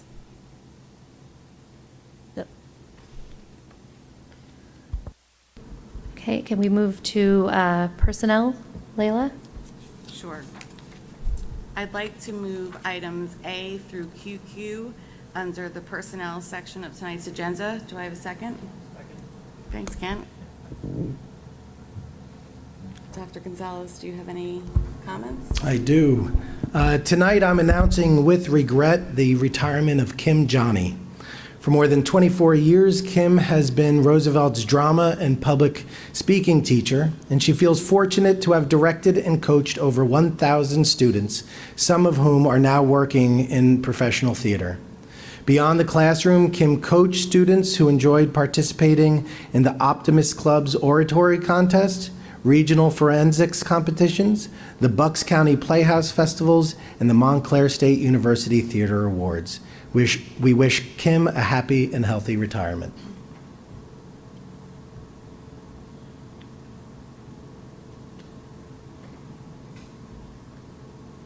Sorry. I don't know what to do now. Sorry. Any comment? Does anyone have any questions? Okay, can we call for a vote? Sahar Aziz. Yes. Rob Bonaccio. Yes. Kent Diamond. Yes. Brendan Galligan. Yes. Charles Jelinas. Yes. Layla Morelli. Sonal Patel. Yes. Kristen Sonic-Schmeltz. Yes. Mary Wickens. At this time, I'd like to use the opportunity with the board's vote to formally congratulate and announce that our administrative team is changing and growing.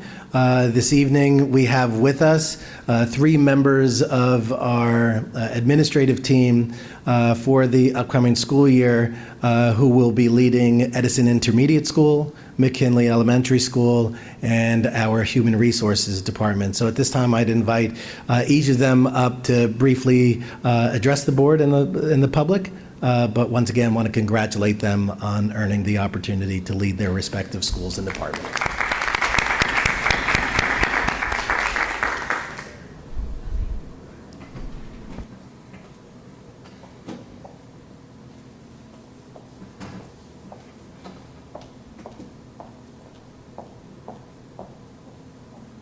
Good evening, everyone.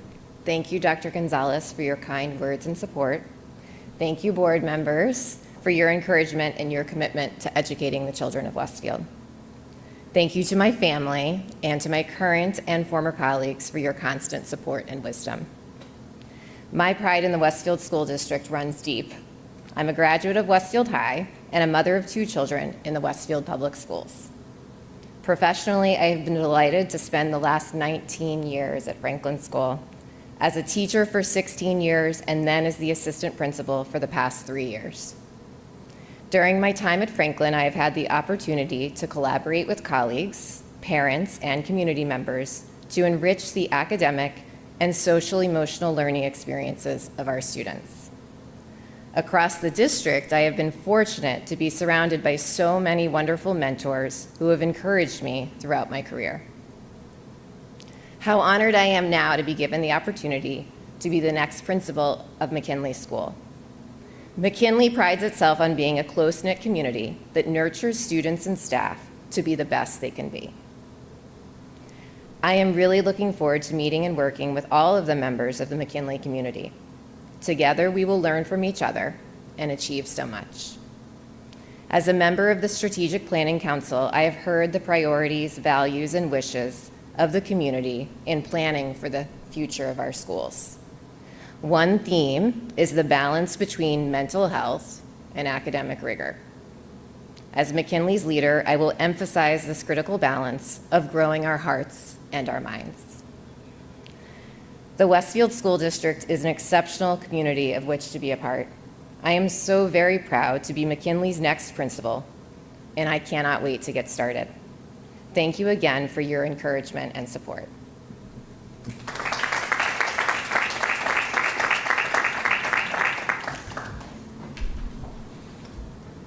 Next up, we have Mrs. Lenova Shaw, principal of Edison Intermediate School.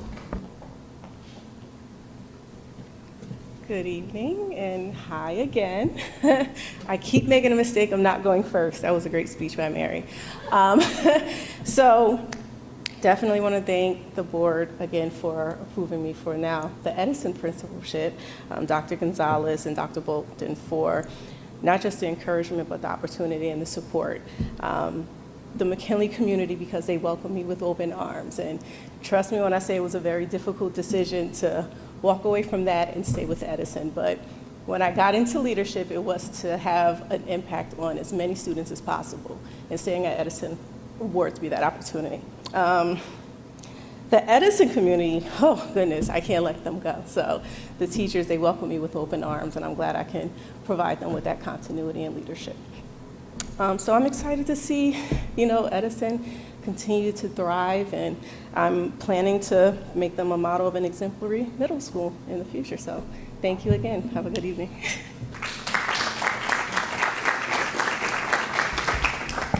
And last but not least, we have Dr. David Greer, to some or many, maybe a familiar name, as he is returning to the school district as the Director of Human Resources. Dr. Greer. Great. Thank you, Dr. Gonzalez, for this opportunity. Members of the Board of Education, thank you.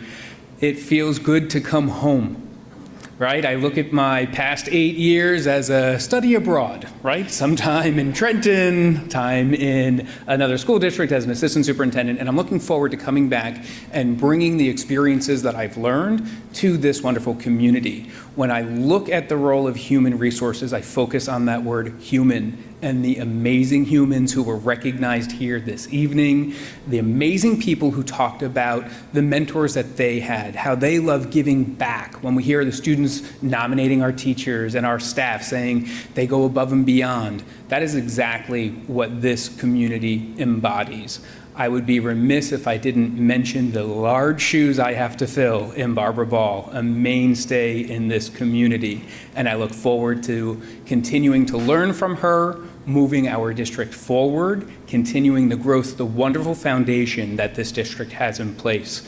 To my own mentor, or I'll even say mentors, Principal Esfendis, who was my mentor teacher when I started here in Westfield, and to our forever mentor, Bob Roth, who was the supervisor of world languages here in this department for so long, and for keeping those connections. So thank you. I'm looking forward to this opportunity, to moving forward, working with this wonderful administrative team. I think that's what I'm most excited about. Dr. Bolton, Dr. Weissman, Business Administrator Ramos, Dr. Gonzalez, truly, I'm excited to be here as part of this team. I am ready to roll up my sleeves and start working. Thank you for this opportunity.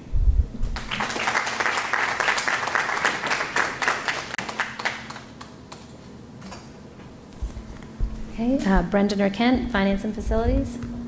I ask the board to approve finance items A through X on tonight's agenda.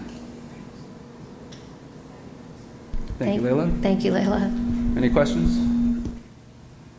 All right, Patty? Sahar Aziz, Yes. Rob Bonaccio, Yes. Kent Diamond, Yes. Brendan Galligan, Yes. Charles Gelinas, Yes. Layla Morelli, Sonal Patel, Yes. Kristen Sonic Schmeltz, Yes. Mary Wickens. Thank you. Leila? For tonight's policies, I'd like to move items A through C under the policy section of tonight's agenda. Do I have a second? Second. Kristen, thank you. Any questions? Patty, can we have a vote? Sahar Aziz, Yes. Rob Bonaccio, Yes. Kent Diamond, Yes. Brendan Galligan, Yes. Charles Gelinas, Yes. Layla Morelli, Sonal Patel, Yes. Kristen Sonic Schmeltz, Yes. Mary Wickens.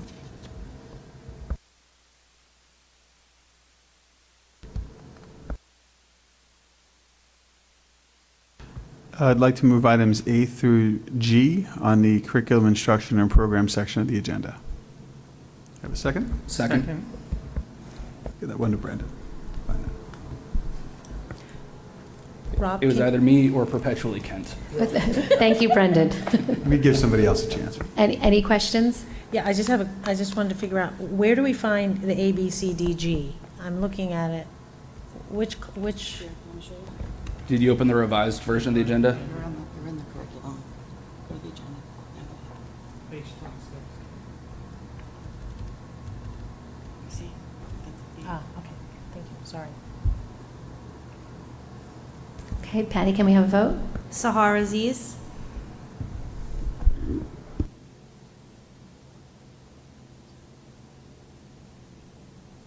Do this. I'm going to abstain from the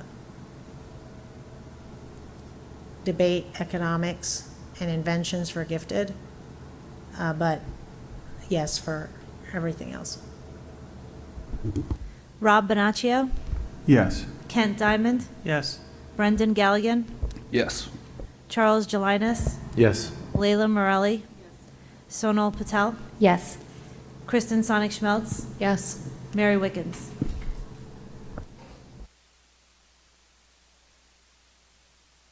Okay, I'd like just notes for the record.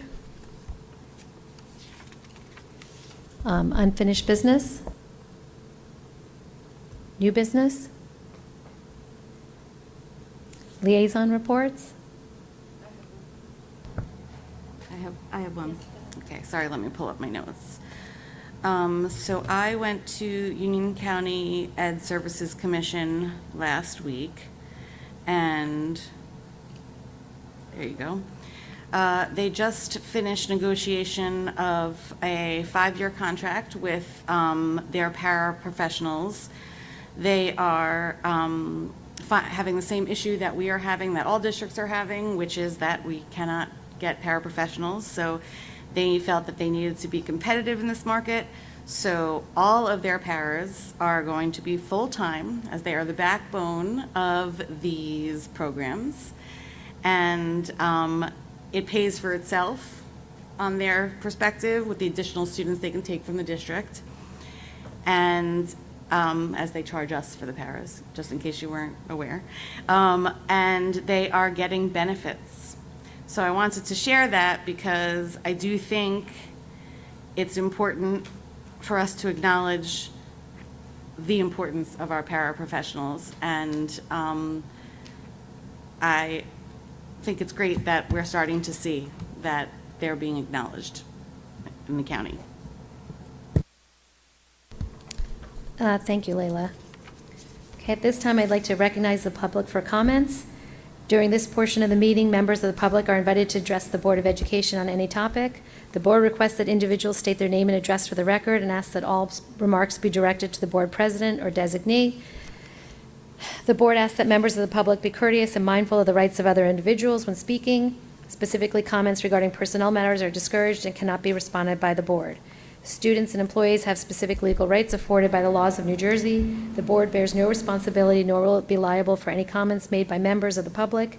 If a matter concerning a district staff member is of interest or concern to a resident, the matter should be referred to the responsible building principal, superintendent of schools, or the Board of Education, either by telephone, letter, or email.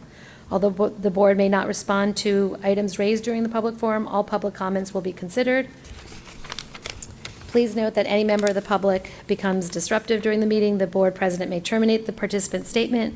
Continued disruptions may result in removal from the meeting or adjournment of the meeting. Each speaker's statement will be limited to 3 minutes in duration. Good evening, Dr. Gonzalez, fellow Board of Ed members. My name is William Hulse. I serve on the Cranford Board of Education and currently serve as the Union County School Board Association president. Every year we have milestone awards for our members, and this year we'd like to present one of your members, Brendan Galligan, with his 10 years of service on the Board of Education.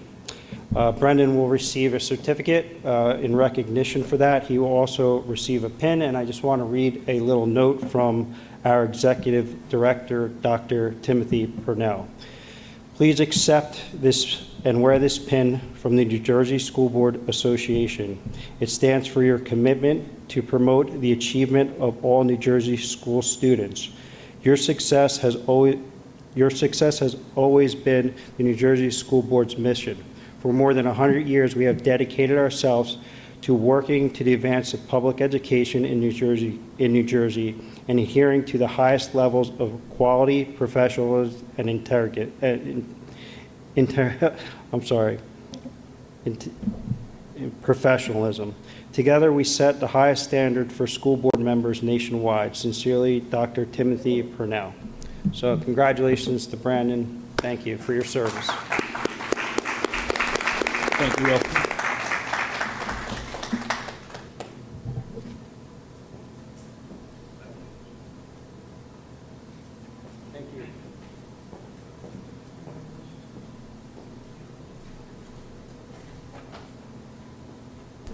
Okay, if there's no other public comment, I move to adjournment. Can I have a second? Thank you, Kristen. All in favor, just raise your hand.